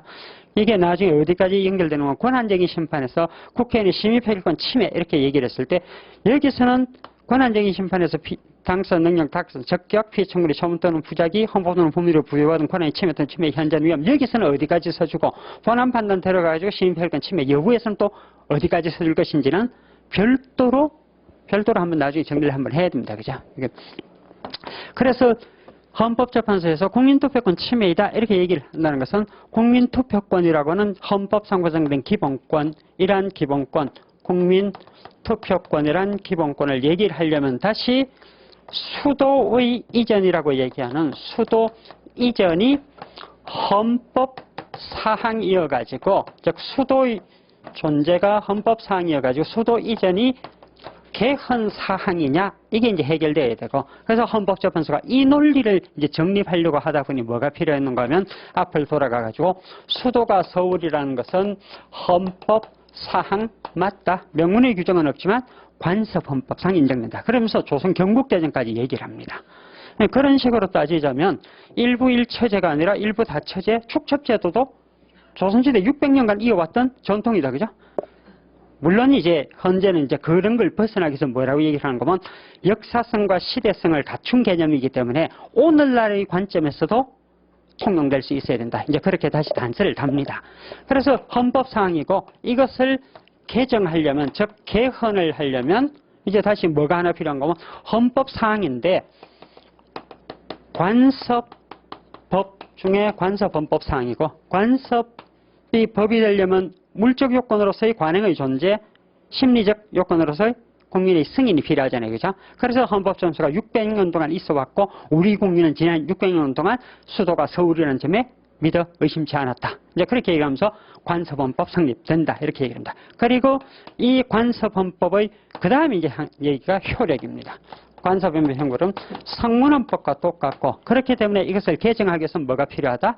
개헌 절차를 거쳐야 되고, 개헌 절차를 거쳐야 되는데, 그럼 사례를 봤더니 사례에서는 수도를 뭘로 옮겨버렸더라? 법률에서 수도를 옮겨버렸더라. 그러므로 법률의 제정 개정 과정은 국민투표가 이루어지지 않는다. 따라서 국민이 개헌 과정에 투표라는 형태로 자신의 의사를 반영할 수 있는 기회가 헌법 130조 2항에서 필수적 국민투표로 규정되어 있는데 이것을 배제시켰다. 국민투표권 침해이다. 그래서 헌법재판소가 위헌 이렇게 판단을 내립니다. 그래서 신행정수도 건설을 위한 특별조치법과 관련된 부분에서는 물론 뭐 선택형 문제에서 만날 수 있는 것들은 관습헌법, 우리 헌재가 인정을 했다. 관습헌법의 효력도 성문헌법과 똑같다. 그리고 관습법의 개정에는 다음과 같은 두 가지 절차가 있다. 7조 한번 가보시면은 7조에 보시면은 양을 5번에 관습헌법의 폐지와 사멸이라고 되어 있고, 관습헌법은 첫째, 둘째 줄처럼 성문헌법과 동일한 효력을 가지기 때문에 130조에서 헌법 개정 방법에 의하여만 개정될 수 있다. 이것 하나. 그리고 다시 내려와서 6째 줄, 7줄 줄 꺼진데 보시면은 관습헌법이기 때문에 관습헌법이 성립하기 위해서는 앞에 말씀드렸듯이 그죠? 심리적 요인으로서 국민적 승인인데 국민의 승인이 없어져 버리면, 즉 국민의 합의성이 상실되어 보면 법적 효력이 상실될 수 있다. 이게 관습법이기 때문에 이게 가능해요. 그죠? 그래서 성문헌법의 개정과 다른 절차가 하나 더 있을 수가 있다. 그리고 나머지 넘어가시면 되겠습니다. 그 다음에 8조 가서 관련 판례 2번 돼 있고, 행복도시 건설을 위한 특별법 돼 있고, 이번에는 이렇게 신행정수도법이 헌법재판소에서 위헌 결정이 내려지자 신행정 건설을 위한 특별조치법이 헌법재판소 위헌 결정이 내려지자 충남 연기 공주지역으로 신행정수도를 건설하겠다고 했는데 이 지금 지역민과의 약속 부분이 걸립니다. 그래서 대신 그럼 우리가 행복도시를 건설하겠다. 행정중심 복합도시를 건설하겠다. 이래서 별도 법을 만듭니다. 그러자 또 과거 위헌이라고 다툰 집단들이 다시 헌법소원신발을 청구했고, 그래서 헌법재판소가 이번에 뭐라고 얘기를 하는가 하면 행복도시는 수도가 아니다. 입법부와 집행부의 핵심적인 기구 등등이 이곳으로 옮겨가지 아니한다. 그래서 수도가 이전되는 것이, 행복도시는 수도가 아니니 연기 공주지역에 행복도시를 건설해도 수도가 이전하는 것이 아니기 때문에 수도 이전이라면 헌법상의 개정이니까 국민투표가 필요하지만 수도 이전이 아니라면 국민투표가 필요 없고, 그래서 헌법상 보장된 기본권, 국민투표권이라고 하는 기본권은 제한조차 될 일이 없습니다. 그래서 어디에서 요건을 못 갖추었다? 적법요건에서 헌법상 보장된 기본권 침해 주장에서 이 요건을 못 갖추었으니 헌법상 보장된 기본권 침해 주장이 없으면 적법요건 못 갖췄고 부적법 각하가 됩니다. 이와 함께 이들이 뭘 하나 더 주장을 했었는가 하면 첫째는 수도 이전이다 이렇게 주장했고, 두 번째는 총리 등이 내려간다. 행정각부 중 중요 부서와 총리가 내려간다. 그러자 대통령과 총리는 같은 수도에 있어야 되는 관습헌법이 있다. 그 관습헌법에 어긋난다 이렇게 얘기를 하죠. 헌법재판소. 그런 관습헌법은 우리는 듣도 보도 못했다고 얘기합니다. 그래서 헌법 위반되지 아니한다 판단. 그래서 관련 판례 2번에서 두 번째 문단에 보시듯이, 그죠? 두 번째 문단에서 넷째 줄처럼 수도가 옮겨가는 것이 아니므로, 수도가 옮겨가는 것이 아니고 수도가 분할되는 것도 아니다. 그래서 국민투표 대상조차 아니므로 국민투표권이라고 하는 기본권 침해 가능성조차 없다. 각하이다. 그 다음에 헌법 해석. 실제로 헌법을 해석이란 얘기를 이렇게 하려면 사실은 그 전제로서 헌법이 먼저 만들어져 있어야 되는데, 보통 책들은 이제 제정 이전에 해석부터 먼저 얘기를 합니다. 해석과 관련해서는 두 가지입니다. 하나는 헌법 해석이 하나가 있고, 하나는 법률 해석이 있는데, 법률 해석은 헌법에 합치되게끔 해석해라. 합헌적 법률 해석. 그래서 실제로는 합헌적 법률 해석이 우리 관심 대상입니다. 헌법 해석보다는. 일단 헌법 해석의가 있고, 해석이 뭡니까? 해석. 법 해석, 해석. 법이 담고 있는 의미나 내용을 밝혀내는 작용을 해석이라고 얘기를 합니다. 그러니 헌법 해석은 헌법이 담고 있는 의미나 내용을 밝혀내는 작업을 헌법 해석이라고 얘기를 합니다. 그리고 우리가 수많은 과목 공부를 하시잖아요. 그죠? 민법을 하시고, 형법을 하시고, 그 전부 다 바탕이 뭡니까? 법 해석이죠. 그죠? 해석법 파괴라고 얘기를 합니다. 그 다음에 이번에 헌법 해석 종류에서 둘째 줄처럼 헌법에 관한 최종적 유권 해석권은 헌재가 가지고 있다. 그 정도이고, 나머진 해석 방법 넘어가시면 되고, 그죠? 합헌적 법률 해석. 합헌적 법률 해석에서 첫 번째 의적 개념. 이 둘은 좀 다르긴 다르죠. 그죠? 의의가 넓은 개념이죠. 그죠? 넓고, 여기 좀. 그래서 의의 속에는 그 문제가 되는 법률 용어의 개념은 물론 연역이라든지, 그 다음에 유사 개념이라든지 이런 거 다 논의를 하는 것들인데, 섞어 쓰죠. 합헌적 법률 해석은 첫 번째 요건이 뭐라 해야 되는 거면 법률이 다의적이어야 됩니다. 이렇게 해석하면 합헌으로, 저렇게 해석하면 위헌으로 해석 가능성이 있어야 됩니다. 그래서 다의적 해석 가능성이 있어야 그 다음 뭐가 가능하다. 그 중에서 합헌의 해석 가능성과 위헌의 해석 가능성이 존재할 때 합헌의 해석 가능성을 선택할 수가 있습니다. 당의 법조문 자체가 위헌적으로밖에 해석 안 된다라고 하면 합헌적 법률 해석을 하면 안 돼요. 그거는 해석의 이름으로 입법자의 입법 목적을 해치는, 그래서 합헌적 법률 해석의 한계에 어긋나기 때문입니다. 그래서 합헌적 법률 해석의이고, 그 다음 넘어가서 이론적 근거니 뭐 있고, 그죠? 3. 한계에 가보시면은, 한계에 보시면 셋째 줄에 보시면 끝에 말뜻을 벗어나지 마라. 의의적, 문의적 한계를 벗어나지 말아라. 그 다음에 입법 목적적 한계, 그리고 헌법 수용적 한계 등이 있다는데, 의의적 한계, 이렇게 한계 중에서 글자에 적혀 있는 그 글자의 의미 자체와 다른 해석은 원칙적으로 하지 말. 예를 들면 대표적인 경우가 이런 겁니다. 추상적인 개념을 가진 용어는 뭐 다양한 해석이 가능합니다. 그런데 어떤 게 있는 거면, 예를 들어 대통령 피선거권 연령은 40세로 한다 이래 놨습니다. 근데 이걸 둘러싸고 학설 대립이 있습니까? 야, 여기 40이라고 적혀 있지만 우리 이걸 50이라고 읽자. 그래서 50세 설. 아니다, 이건 35세를 뜬다. 35세 설. 이런 거 없잖아요. 그죠? 그래서 합헌적 법률 해석의 이름으로, 야, 40이라고 적혀 있지만 공선법에 피선거권 연령, 대통령 피선거권 연령은 40세로 적혀 있지만 우리 이거 헌법에 합치되게끔 요즘 국민의 평균 이 삶의 연령이 80세, 90세가 되고 있는데 이거 과거처럼 40세, 뭐 부록이 되겠어? 지 1000명 정도, 50 정도는 되어야 되지 않겠어? 그래서 40세라고 적혀 있지만 우리 이거 뭐라고 읽자, 해석하자. 50세, 지 1000명의 나이는 50세로 읽자. 이런 학설 없잖아요. 그죠? 그건 될 수가 없습니다. 합헌적 법률 해석의 이름으로, 즉 헌법적 가치를 제대로 실현시킨다. 헌법에서 대통령이 국가의 행정부 수반이며 국가 원수가 되려면 적어도 오늘날의 관점에서 뭐 기본적인 교육 받는 기간만 해도 30년이 걸리는데 그 이후 다양한 사회 경험을 했으면 50 정도는 되어야 된다. 이렇게 해서 합헌적 법률 해석을 할 수가 없습니다. 의의적 한계. 그 다음에 입법 목적적 한계. 법이 지향하는 목적을 깨트릴 정도로 해석하지 말아라. 그리고 헌법 수용적 한계라는 것은 합헌이라고 법률을 만들려고 헌법의 개념을 바꾸면 안 되는.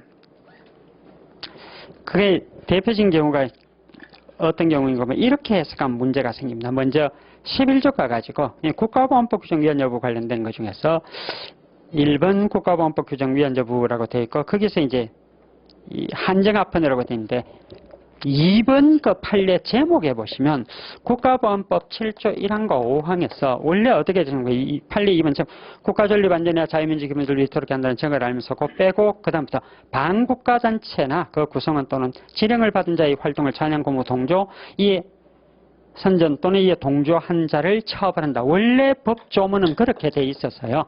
원래 법조문은. 그래서 원래 법조문은 반국가단체나 그 구성원 등의 활동을 찬양, 고무, 선전, 동조, 기타 이렇게 한 자 처벌한다. 이렇게 돼 있어요.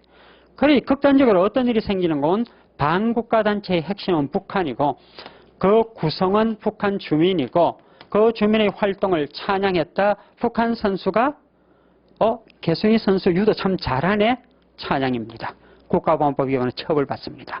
북한에서 이번 리우올림픽 우리 단일팀 만들자 그거 참 좋은 생각이다. 동조 형사처벌이 됩니다. 그래서 이렇게 해석할 수가 없잖아요. 그죠? 그래서 이거 위헌 아니냐 이렇게 묻자 헌법재판소가 이 규정을 그렇게까지 해석하지 말고 이러한 반국가 단체나 그 구성원의 활동 등을 찬양, 고무, 동조하는 것이 우리의 국가 존립을 위태롭게 하거나 자유민주 기본 질서를 자유민주 기본 질서 위배되는 그런 경우라야 이 조문을 해석할 수 있다, 적용할 수 있다고 해석한다면 헌법 위반되지 아니한다. 이렇게 한정 합헌 결정을 내려요. 그게 판례 1번 얘기입니다. 이렇게 한정 합헌 결정을 내리고 나자 2번에 와가지고 이제 법이 바뀌어 제목 보시면 국가 존립 안전이나 자유민주 기본 질서를 위태롭게 한다는 정을 알면서 이게 이제 추가가 됩니다. 주관적 구성 요소가 추가가 되자 이거 위헌 아니냐라고 다투자 이번에 헌재는 이거는 그냥 합헌으로 얘기합니다. 그래서 한정 합헌 결정 내리고 난 이후에 다시 개정된 법에 대해서는 헌재가 단순 합헌 결정을 내는데 만약에 헌법 21조 1항에서 언론, 출판, 집회, 결사 자유와 같은 흔히 얘기하는 표현의 자유를 적고 있습니다. 그런데 표현의 자유를 적고 있는데 방금 보셨듯이 반국가단체나 그 구성원의 활동을 찬양, 공호, 동조 등등 그건 결국 북한이나 북한 주민들에 대해서 할 수 있는 말은 욕뿐이죠. 그죠? 그럼 국민이 표현을 할 수 있는 게 너무 준단 말이에요. 그래서 이 법률은 국가보안법 이 법률은 표현의 자유를 침해해서 위헌이다 이렇게 다투어진 거고 그래서 헌법재판소가 이 법률을 합헌이라고 만들기 위해 가지고 이 법률을 합헌이라고 만들기 위해서 이 법조문을 조금 전처럼 이렇게 좁게 해석한다고 헌법 위반되지 아니한다 이건 가능해요. 그런데 거꾸로 이 법률을 합헌으로 만들기 위해서 반국가단체 구성원의 활동을 찬양, 동조하는 것은 표현이 아니다 이래버리면 그건 법률을 합헌화시키기 위해서 헌법이 수용할 수 없는 해석을 하는 거예요. 그래서 합헌적 법률 해석은 헌법 수용적 한계를 벗어날 수가 없다. 다시 로마조 4번에서 합헌적 법률 해석 유형이라고 되어 있고 거기 두 번째 문답 보시면 둘째 줄에 한정합헌, 한정위헌 이렇게 되어 있습니다. 이건 뒤에 가서 이렇게 만납니다. 헌법재판소에서 어떤 법률을 위헌 아니냐라고 판단을 했더니 어제 속칭 김영란법이라고 하는 법률의 위헌 여부 헌법재판소에서 결정이 내려지기 직전에 패널들이 나와서 토론하는 걸 잠시 본 적이 있는데 아무래도 이제 현직 판사 이렇게 오래 있었던 분들 그리고 이제 퇴직해가지고 변호사 하시는 분들이 패널로 나와서 논의를 하는데 물론 나오기 직전에 정리를 좀 해갖고 오긴 했습니다만 용어가 이렇게 좀 이렇게 명확하지 않게 막 섞여가 나와요. 막 섞여 나오고, 그다음에 헌법재판소 결정, 우리가 보통 그렇게 얘기를 하죠. 그죠? 판결이라는 용어를 쓰지는 않습니다. 판결이라는 것은 아시듯이 법원의 재판 속에는 판결 결정 명령을 모두 포함하는 개념이고, 판결은 양 당사자가 법정에 출석을 해가지고 구두 변론을 거치고 그걸 제3자인 법관이, 재판장이 양자의 주장을 듣고 내리는 판단이 판결입니다. 그런데 헌법재판소 결정의 거의 대다수, 위헌법률심판과 헌법소원심판이 99.99%를 차지하는데, 그것은 구두변론의 서면심리예요. 그죠? 그래서 결정이 돼요. 결정. 헌재 결정이고, 그 다음 탄핵심판, 정당에서는 권한쟁의 심판은 구두변론을 거치지만 그 사건 전부 다 해봐야 0.001밖에 안 돼요. 그죠? 그래서 헌법재판소가 어떤 법률에서 위헌성을 인정해서 위헌결정을 내렸을 때 그 위헌결정의 유형은 크게 나누면 단순 위헌결정이 있고, 단순 위헌결정이 있고, 즉 100% 위헌, 100% 위헌. 그 다음에 헌법 불합치 결정이 있고, 불합치 결정이. 이건 이제 100보다는 낮고 50보다는 높고, 그래서 50보다는 많고 100보다는 낮고, 물론 뭐 이 중에는 다시 더 낮을 수도 있습니다만 그냥 기계적인 비교를 해서. 그리고 한정 위헌 혹은 한정 합헌 결정이 들어갑니다. 이건 이제 반은 합헌이고 반은 위헌이란 얘기인 거고, 그래서 위헌성의 크기를 따지면 이렇게 내려갑니다. 그죠? 그런데 그 중에 이제 한정합헌, 한정위헌이라는 것은 여기에 어떤 법률을 이렇게 해석한다면 헌법에 위반된다, 이렇게 해석하지 않는다면 헌법에 위반되지 아니한다인데, 이 한정합헌, 한정위헌은 헌법재판소가 법률을 합헌적으로 해석을 한 결과입니다. 그래서 헌법재판소가 법률 해석을 하게 되는데, 헌법재판소가 한 법률 해석은 어느 과정에서 이루어지게 되는가 하면은 법률의 위헌 여부인 규범 통제 절차에서 이루어지게 되고, 그래서 헌법재판소가 한 법률 해석은 이렇게 나타나 가지고 합헌적 법률 해석의 결과는 위헌결정의 한 유형으로 나타납니다. 그렇기 때문에 위헌결정은 헌재법 45조의 위헌결정이고 헌재법 47조 1항으로 가가지고 기속력이 인정이 되는, 기속력이 인정이 된다, 그렇게 얘기하는 이유입니다. 그런데 법원은 뭐라고 얘기를 하느냐? 여기까지만 얘기하는 법률 해석 아니냐? 그래서 법률 해석은 우리 사법부의 권한이다, 그렇게 얘기하면서 합헌적 법률 해석의 결과인 한정위헌이나 한정합헌은 법률 해석이기 때문에 기속력을 인정할 수가 없다, 그렇게 얘기를 합니다. 맞느냐? 이게 맞는 말이냐? 헌법재판소도 규범 통제 과정에서는 당연히 법률의 의미를 해석을 해야 되죠. 그죠? 그래서 헌법재판소가 규범 통제 과정에서 하는 법률 해석은 법률 해석으로 끝나는 것이 아니라 그 결과는 당연히 규범 통제 결과물입니다. 그래서 한정위헌 결정, 위헌 결정의 한 유형, 그렇게 됩니다. 위헌 결정의 한 유형. 그래서 여기 나온 얘기가 로마자 4번 얘기가 그 얘기였습니다. 그 다음 넘어가셔가지고 12쪽에 가서 판례 3번, 요게 이제 앞에 말씀드린 것 중에 하나 관련되는 부분입니다.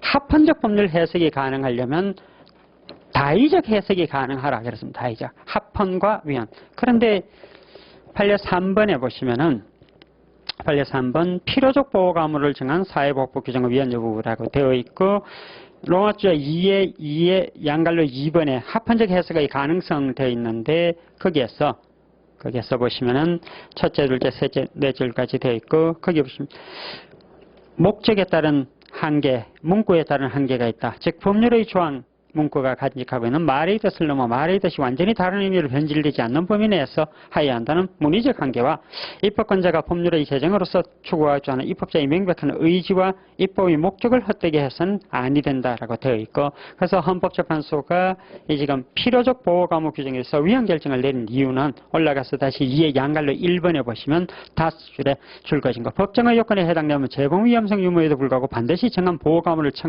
선고해야 할 의무를 법관에게 부여하고 있다. 그래서 사회보호법 규정, 지금은 사회보호법 규정이 폐지되고 없습니다. 사회보호법 자체가 폐지되고 없습니다. 보호감호 처분이 너무 국민의 기본권을 침해한다, 이렇게 해가지고.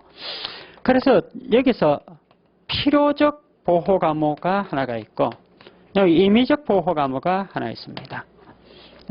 필요적 보호, 예를 들어 갑이란 사람이 과거 범죄를 저질렀는데 범죄가 전과 3범 이상이고 그리고 그 형기 합계가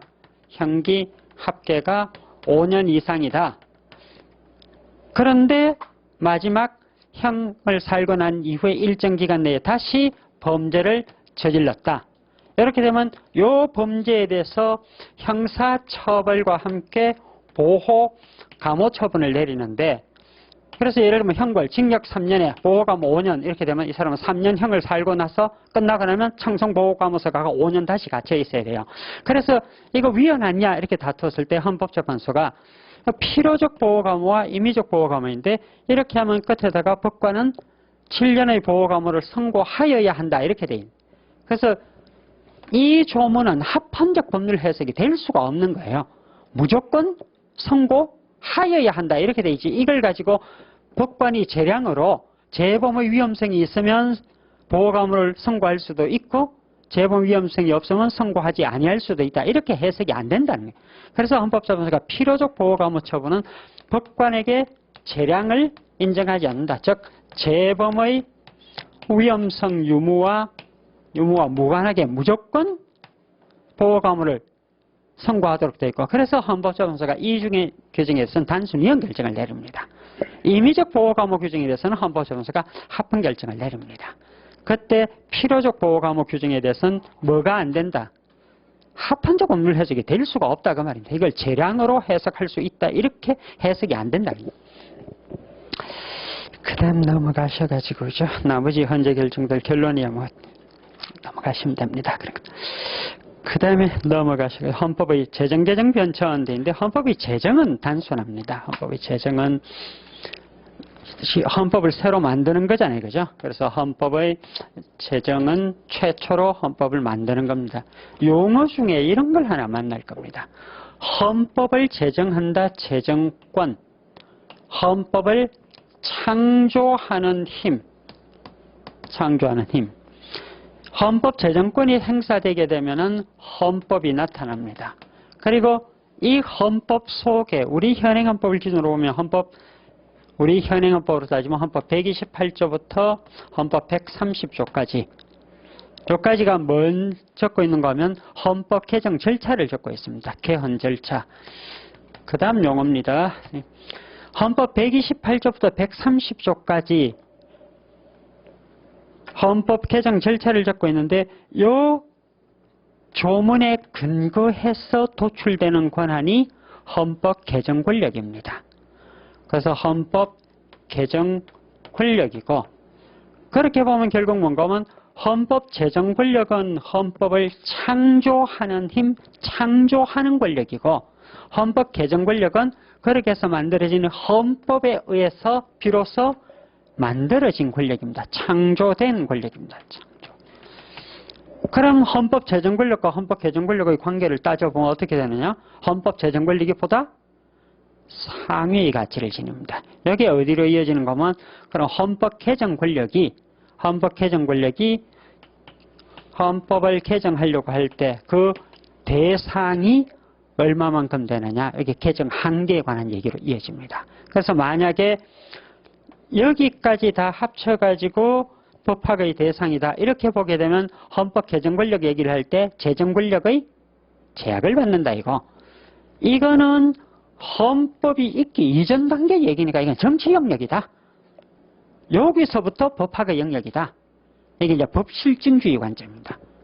법실증주의 관점에서는 헌법을 제정하는 권력에 관한 얘기는 이건 정치적 얘기이므로 법학의 대상이 아니다 이래버립니다. 그래서 법실증주의에서는 뭐라고 얘기를 한 거면 결국 헌법의 운명을 결정하는 최종적인 힘은 뭐다? 헌법 개정 권력이다. 따라서 못 고칠 게 없다. 뭐든지 고칠 수 있다. 그래서 그 법조는 모의고사나 기출 문제 보시면 헌법 개정권의 한계 인정 여부를 둘러싸서 법실증주의가 한계를 부정한다, 긍정한다 나왔을 때 법실증주의는 한계 부정입니다. 뭐든지 고칠 수 있다. 그 이유가 헌법 개정권의 헌법 개정권의 성격과 헌법 제정권의 성격 이렇게 논의할 때 헌법 제정이라는 것은 법학의 대상이 아니다 이렇게 보는 겁니다. 법 실증주의라는 말 자체가 거의 법 실증주의라는 말 자체가 일단 실증주의는 아시죠, 그죠? 실증주의는 실제로 증명 가능한 것만 학문의 대상으로 삼겠다고 하는 학문의 분파 얘기입니다. 그래서 여기에 법학으로 오게 된 법 실증주의는 실제로 제정된 법만을 법학의 대상으로 삼습니다. 그래서 인간이 제정한 법, 인정법, 실정법이라고 얘기를 하는데 그래서 법학의 대상은 어디서 시작한다? 헌법 조문부터 시작한다. 헌법 조문을 만들어낸 이전 얘기는 정치혁명이니까 법학 대상에서 제외됩니다. 그래서 법 실정주의에서 헌법 개정 권력과 한계가 없다. 뭐든지 고칠 수 있다라고 논의가 나오는 배경입니다. 그래서 헌법 제정 권력과 개정 권력의 관계 문제이고 우리 헌법재판소는 그럼 뭐라고 했느냐? 우리 헌법재판소 헌법 제정권과 헌법 개정권에 관한 우리 헌법재판소의 견해 거기 한번 보시죠. 15쪽에 3, 로마서 2의 3번 헌법 개정 권력과의 구별되어 있고 거기서 6째 줄 헌법 각 개별 규정 가운데 무엇이 제정 규정이고 무엇이 헌법 개정 규정인지를 구분하는 것이 가능하지 아니할 뿐 아니라 효력성 차이를 인정할 이유도 없다. 그래서 그 다음 줄처럼 제정 권력, 개정 권력 구별론이나 헌법 개정 한결은 그 자체의 이론적 타당성 여부와 상관없이 우리 헌재가 개별 규정에 대해 위헌심사를 할 수 있는 논거로 원용할 수 있는 것은 아니다. 그래서 우리 헌법재판소 얘기는 결국 이런 얘기입니다. 우리도 헌법 공부를 해봤기 때문에 헌법 제정 권력이란 용어와 헌법 개정 권력이란 용어가 서로 구별된다는 것은 알고 있다. 이것이 서로 구별된다는 것은 우리 알고 있다. 그런데 이걸 알고 있다는 것과 헌법 규정 중에 어떤 규정이 상위 규정으로서 헌법 제정 규정이고 어떤 규정이 하위 규정으로서 헌법 개정 규정인지 이거는 우리는 구별이 불가이다. 무슨 얘기인가 하면 헌법을 만드는 최초 헌법 제정권자가 헌법을 만들면서 예를 들면 현행헌법 1조부터 130조 중에 헌법 1조나 2조나 3조는 다른 조문보다 가치가 더 높다. 그래서 헌법 제정권자가 이거 정말 중요해. 여기 칼슘미터 용어를 바꾸면 근본 결단 그렇게 얘기합니다. 근본적인 결단에 해당한다. 그래서 근본적인 결단에 해당하는 것은 다시 조금 전에 말씀드렸지 헌법 128조부터 130조 사이에서 헌법 개정 권력이 창조된 권력이라고 했잖아요. 그죠? 그래서 헌법 제정권자가 내린 근본적인 가치 판단을 헌법에 의해서 만들어진 헌법 개정권자가 이걸 뜯어 고칠 수는 없다 그 말입니다. 이걸 뭐라고 얘기를 하는 거 헌재는 재정규범 그럽니다. 근본 결단 규범, 재정 규범. 그래서 어떤 것이 헌법 재정 규정이고 어떤 것이 헌법 개정 규정인지 학자들은 있다고 주장하는데 우리는 공부해서 알고는 있다. 그런 말이 있다는 거. 근데 우리는 그걸 구별하지 못하겠다. 그리고 혹시 학자들이 재정 규정과 개정 규정, 상위 규정과 하위 규정이 있다고 이야기하는 거 우리도 알고는 있다. 그런데 그것을 근거로 해서 이론적 근거로 해서 헌법 규정에 대한 위헌 심사를 할 수는 없다. 위헌 법률 심판은 가능할지 몰라도 위헌 헌법 심판은 불가능하다. 그래서 학자들은 이렇게 구별하고 있지만 그 얘기입니다. 학자들은 여기 지금 헌법에 해당하는 부분을 다시 나뉘어 가지고 상위 헌법과 하위 헌법 이렇게 나누어 가지고 헌법이 상위이고 법률이 하위여서 여기 어긋나면 이걸 위헌이라고 하듯이 상위 헌법에 어긋나면 하위 헌법도 어긋나면 위헌이라고 해야 될 것 아니냐. 여기 헌법 29조 2항 국가배상 청구권을 제한하는 헌법 29조 2항에 대해서 군인, 공무원, 경찰, 공무원, 기타 법률이 정하는 자에 대한 국가배상 청구를 제한하는 규정 위헌 아니냐 이렇게 얘기를 하죠. 헌재가 이 논리를 편 거예요. 그래서 학자들이 하는 얘기 우리도 공부해서 알고는 있지만 그렇다고 해서 우리 헌법재판소가 위헌 헌법 심사를 할 수는 없지 않느냐. 그때 내세웠던 논거가 요 문맥입니다. 그래서 재정권, 개정권, 구별론 우리 알고 있다. 학자들 우리도 공부해서 알고 있다. 그러나 그렇다고 해서 우리가 어떤 규정이 재정 규정이고 어떤 규정이 개정 규정인지 그것은 우리가 판단 못하겠다. 이걸 판단할 수 있다고 하는 순간 어떤 결과가 생깁니까? 헌법에 위반되는 법률위헌이라고 하듯이 상위 헌법 규정에 위반되는 하위 헌법 규정 위헌이라고 해야 된다라는 논리에 빠지기 때문에 숨겨놓은 거죠. 그죠? 우리 공부를 해서 알고는 있지만 우리는 모른다. 학자들은 안다고 하더라. 그것까지 얘기입니다. 그것까지 보시고, 그죠? 그 다음 헌법 개정. 헌법 개정은 같은 얘기니까 그것까지 봅시다. 넘어가요. 16조 갑시다. 헌법 개정 절차돼 있고, 헌법 조문이 있고, 로마조 3번에서 헌법 개정 한계에 가가지고, 그래서 개정에서 핵심은 결국 개정의 한계 문제입니다.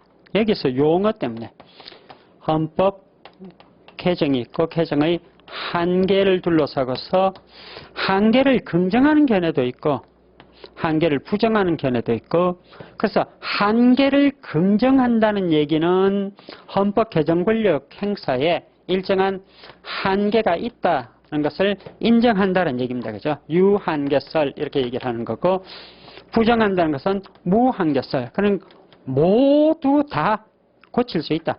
모든 헌법 규정은 전부 다 고칠 수 있다. 그러니 이 관점에서 뭐가 되는 거면 헌법 규범은 가치가 전부 다 등가가 됩니다. 똑같은 가치다. 높은 가치, 낮은 가치 없다. 이 얘기인 거고 헌법 개정 한계가 있다는 견해는 헌법 규범 사이에 상하 위계 질서가 존재한다. 그래서 위계 질서가 존재한다. 이렇게. 그래서 법실, 앞에 지나가면서 법실정주의 말씀드렸잖아요. 그죠? 법실정주의 관점에서는 뭘 인정하지 않는다. 재정 권력이란 것 자체는 정치 영역이므로 우리 법학과는 관계가 없다. 그래서 우리는 개정 권력으로 모든 걸 다 고칠 수가 있다. 그래서 여기서는 이제 어느 논리까지 성립이 되는가 하면 그 다음 겁니다. 여기서는 혹시 그럼 이런 일이 있다면 어떡하겠느냐? 헌법에서 이 조문은 개정할 수 없습니다. 이렇게 되어 있으면 어떡하겠느냐?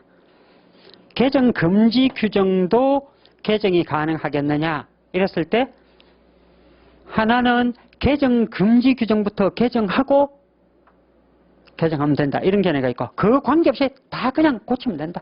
그래서 개정 금지 규정조차 개정 가능하다고 보는 것이 무한계설입니다. 무한계설. 그렇게 보시고 그 다음 내용적 관계, 절차적 관계, 내용적 관계는 넘어가시면 되겠습니다. 그래서 거기 17쪽에 내용적 관계 밑에 보시면은 헌법 70조가 있고 헌법 128조 2항이 있습니다. 헌법 70조. 대통령 임기는 5년으로 하며 중임할 수 없다. 이걸 우리 보통 대통령 단임제 그렇게 얘기를 합니다. 대통령 단임제 이렇게 얘기를 하고 있고 실제로 현행 헌법은 5년이고 요 직전에 있었던 80년 헌법은 7년이었다. 그죠? 대통령 임기 7년 단위. 그래서 전두환 같은 경우는 대통령을 그 7년 그 이전에 이미 79년 이후 11.6 사건이 있었고 다시 1.2.12 군사쿠데타를 일으키고 나선 80년 와가지고 체계화 권한 대행을 물러나게 만들고 하고 나선 통일주의 국민회에서 자기가 대통령이 되어가지고 대통령학원 해먹고 다시 80년 헌법 떠도 고쳐가지고 선거인단에 의한 선거로서 자기가 다시 7년 대통령 해먹고 두 번 해먹었어요. 그죠? 그리고 늘 그러죠. 단임을 내가 했다는. 단임의 개념을 몰라서 그래요. 그죠? 혹시 단임이라고 알았나? 그죠? 128조 2항이고, 그죠? 대통령 임기 연장 또는 중임 변경을 위한 헌법 개정은 개정 제한 당시의 대통령에 대한 효력이 없다. 그럼 이 말은 70조를 개정할 수 없다는 게 아니다. 그죠? 개정은 하되 개정안 제한한 당시 대통령의 효력이 없으니 다음 대통령부터. 그러니 이건 개정될 일이 없다고 보시면 됩니다. 모든 대통령은 자기가 제일 잘났기 때문에 자기보다 더 많은 대통령직에 있는 사람을 용서를 못해요. 그죠? 그래서 그 다음에 넘어가셔가지고 로마자 4번 위헌적으로 개정된 헌법 규정에 대한 구제 수단돼 있는데 지금 우리 헌법재판소 68조 1항에서는 여기 안 넣죠.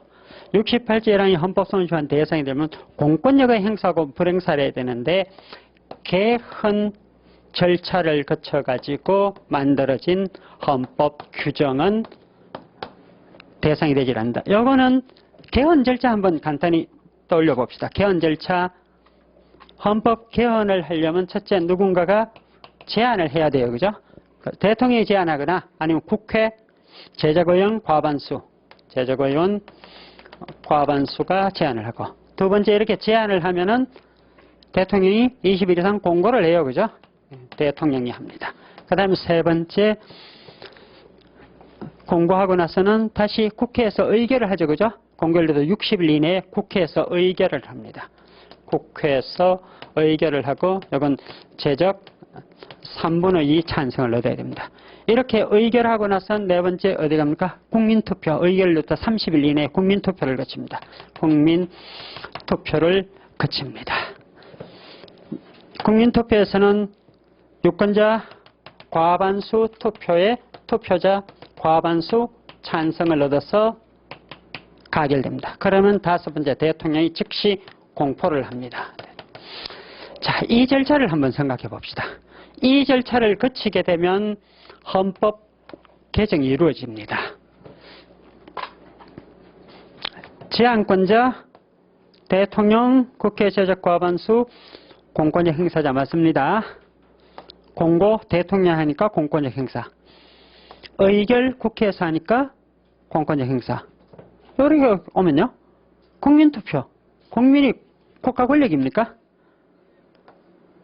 그래서 헌법 개정권의 개정권 행사 절차, 개정 절차에서 만들어지는 헌법 규정은 헌법 소원심판 대상이 되는 공권력이 아니기 때문에 헌법 규정에 대한 위헌 심사를 헌법 소원심판 절차를 통해서 다툴 수가 없게 되는 겁니다.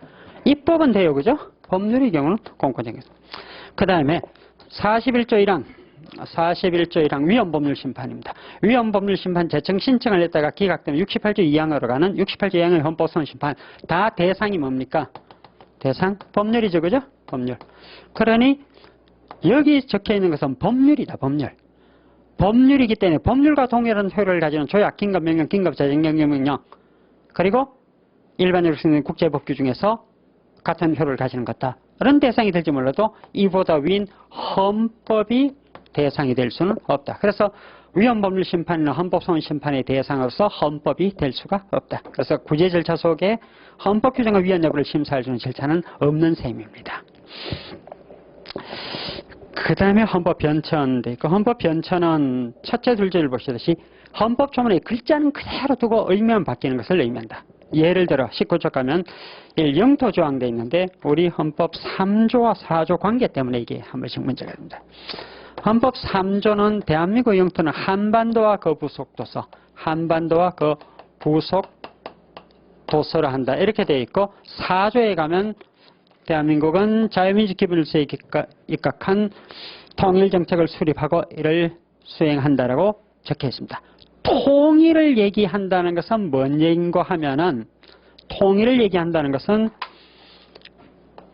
분단을 전제로 합니다. 제가 이럴 때 늘 드는 얘기가 이런 일을 한번 생각해 보죠. 어느 깡패 집단이 무기를 좀 가지고 이 지역을 장악을 했어요. 신림동 지역을 장악한 다음에 이 건물 꼭대기에 우리공화국 깃발을 올렸습니다. 여기 우리공화국 깃발을 올리고, 그 다음에 세력을 확장해서 신사리로부터 봉사리까지, 그리고 저 너머 금천구까지를, 입구까지를 장악을 했다. 그럼 대한민국 정부는 이 집단 보고 야, 우리 통일하자 이럽니까? 경찰을 보내서 진압의 대상이고, 그걸 안 되면 군대를 보내서 진압의 대상이지 통일 얘기를 하는 게 아니에요, 그죠? 만약에 이 집단이 반국가 단체이다 이러면은 범죄 집단이다 이러면 뭐라 해야 됩니까? 군인을 보내 진압의 대상이지 이들을 붙잡고 야, 우리 통일하자? 이거는 북한의 실체를 인정한다는 얘기입니다. 실체를 인정한다. 그런데 3조에 따르면 한반도와 그 부속도서 다 우리 땅입니다. 여기까지 다 우리 땅. 그러니 이들은 누가 됩니까? 반국가 단체. 범죄 집단 그만해. 범죄 집단. 반국가 단체입니다. 자, 그럼 이제 헌법에 3조도 있고 4조도 있다? 그럼 어떻게 할 거냐? 3조를 의미 있게 해석하면 4조 의미가 없어져 버리고, 4조의 의미를 보면 3조가 이렇게 없어집니다. 그래서 뭐라고 얘기하면 3조에 한반도와 그 부속도서라고 적혀, 글자는 그렇게 적곤 읽기는 뭐라고 읽자? 휴전선 이남지역만 일자. 글자는 그대로 두고 의미만 바뀌는 것 변천이다. 이렇게 얘기를 하는 거예요. 마찬가지로 이번 국무총리 서리제도 첫째를 국무총리는 국회의 동의로 대통령이 임명한다 되고 대통령 임명. 그래서 국무총리 임명에 국회 동의가 필요합니다. 그 전에 이제 설이라는 말은 어떤 국가기관이 있는데 그 국가기관이 헌법이 요구하는 요건을 갖추지 못한 상태에서 그 국가기관의 권력을 실질적으로 권한을 실질적으로 행사하는 자를 뭐라고 부르느냐? 설이라고 합니다. 그럼 국무총리 설이라는 것은 국무총리라는 국가기관으로서 요건을 갖추지 못한 상태에서 국무총리 권한을 실질적으로 행사하는 자를 말합니다. 그럼 헌법 86조 1항에서 뭐라고 얘기를 하고 있다? 국무총리는 국회 동의를 얻어 대통령이 임명한다는데 국회 동의 과정에서 문제가 생겨서 동의를 못 얻어서요. 그런데 대통령이 임명을 했습니다. 그러자 이 사람이 국무총리실에 출근을 해가지고 업무를 봅니다. 그럼 그 사람을 국무총리 설이라고 얘기를 해요. 그런데 국무총리 설의를 만약에 인정해버리면 86조 1항의 동의의 의미가 없어집니다. 동의는 뭡니까? 사전동의. 그런데 당사자가 예를 들어 기계적으로 나누면 이렇게 됩니다. 대통령이 갑을 국무총리로 지명을 했습니다. 지명. 그러면은 인사청문회를 거치고 이 시점 와서 국회에서 과반 출석, 과반 찬성으로 동의를 얻고 그럼 대통령이 정식으로 임명을 하고 이날부터 뭘 해야 되는가 하면 이날부터 권한을 행사해야 돼요. 그런데 당사자가 뭘 했는가 하면 이날부터 권한을 행사하고 있는 거예요. 이날부터. 그러면 동의가 있기 이전에 이미 실질적인 권한을 행사하는 거 국회 동의권은 의미가 없어집니다. 그러면 이게 뭐가 된다? 사후 승인이 된 승인. 그래서 뭐라고 주장하는 거면 청와대 측에서는 동의라고 쓰고 승인이라고 읽는다. 이래 이제 주장하는 거예요. 변천이다. 변천이 되느냐? 대한민국 국민 보고 대한민국 영토는 이거 아래쪽이다? 맞다. 물론 지금 당장 북한이 만약에 무너진다, 북한 정권이 무너진다, 그러면 이 땅은 100% 중국 거 됩니다. 그죠? 99.99% 중국 거, 0.01% 미국 거 이래 됩니다. 우리 거 될 확률은 0%입니다. 지금 형제대로. 우리 헌법에 한반도와 부속도서라고 적혀 있는데요. 우리 헌법 3조에 이래 적어놨다 해보시죠. 대한민국 영토는 한반도와 부속도서, 그 주변에 있는 일본 열도와 중국 본토를 포함하며 나아가 달나라도 우리 것으로 한다. 그러면 우리 거 되는 거예요. 아무 의미 없는 일입니다. 그건 아무 의미 없는. 그래서 남북 간의 긴장은 어떤 형태로든 출구 전략을 세워놓고 해야 되는데 그저 구석으로 어쨌든 변천의 의미는 그러하다. 변천을 인정할 것인지 여부에 대해서는 견해 대립이 있다. 거기까지 보시고 잠깐 쉬었다가 봅시다.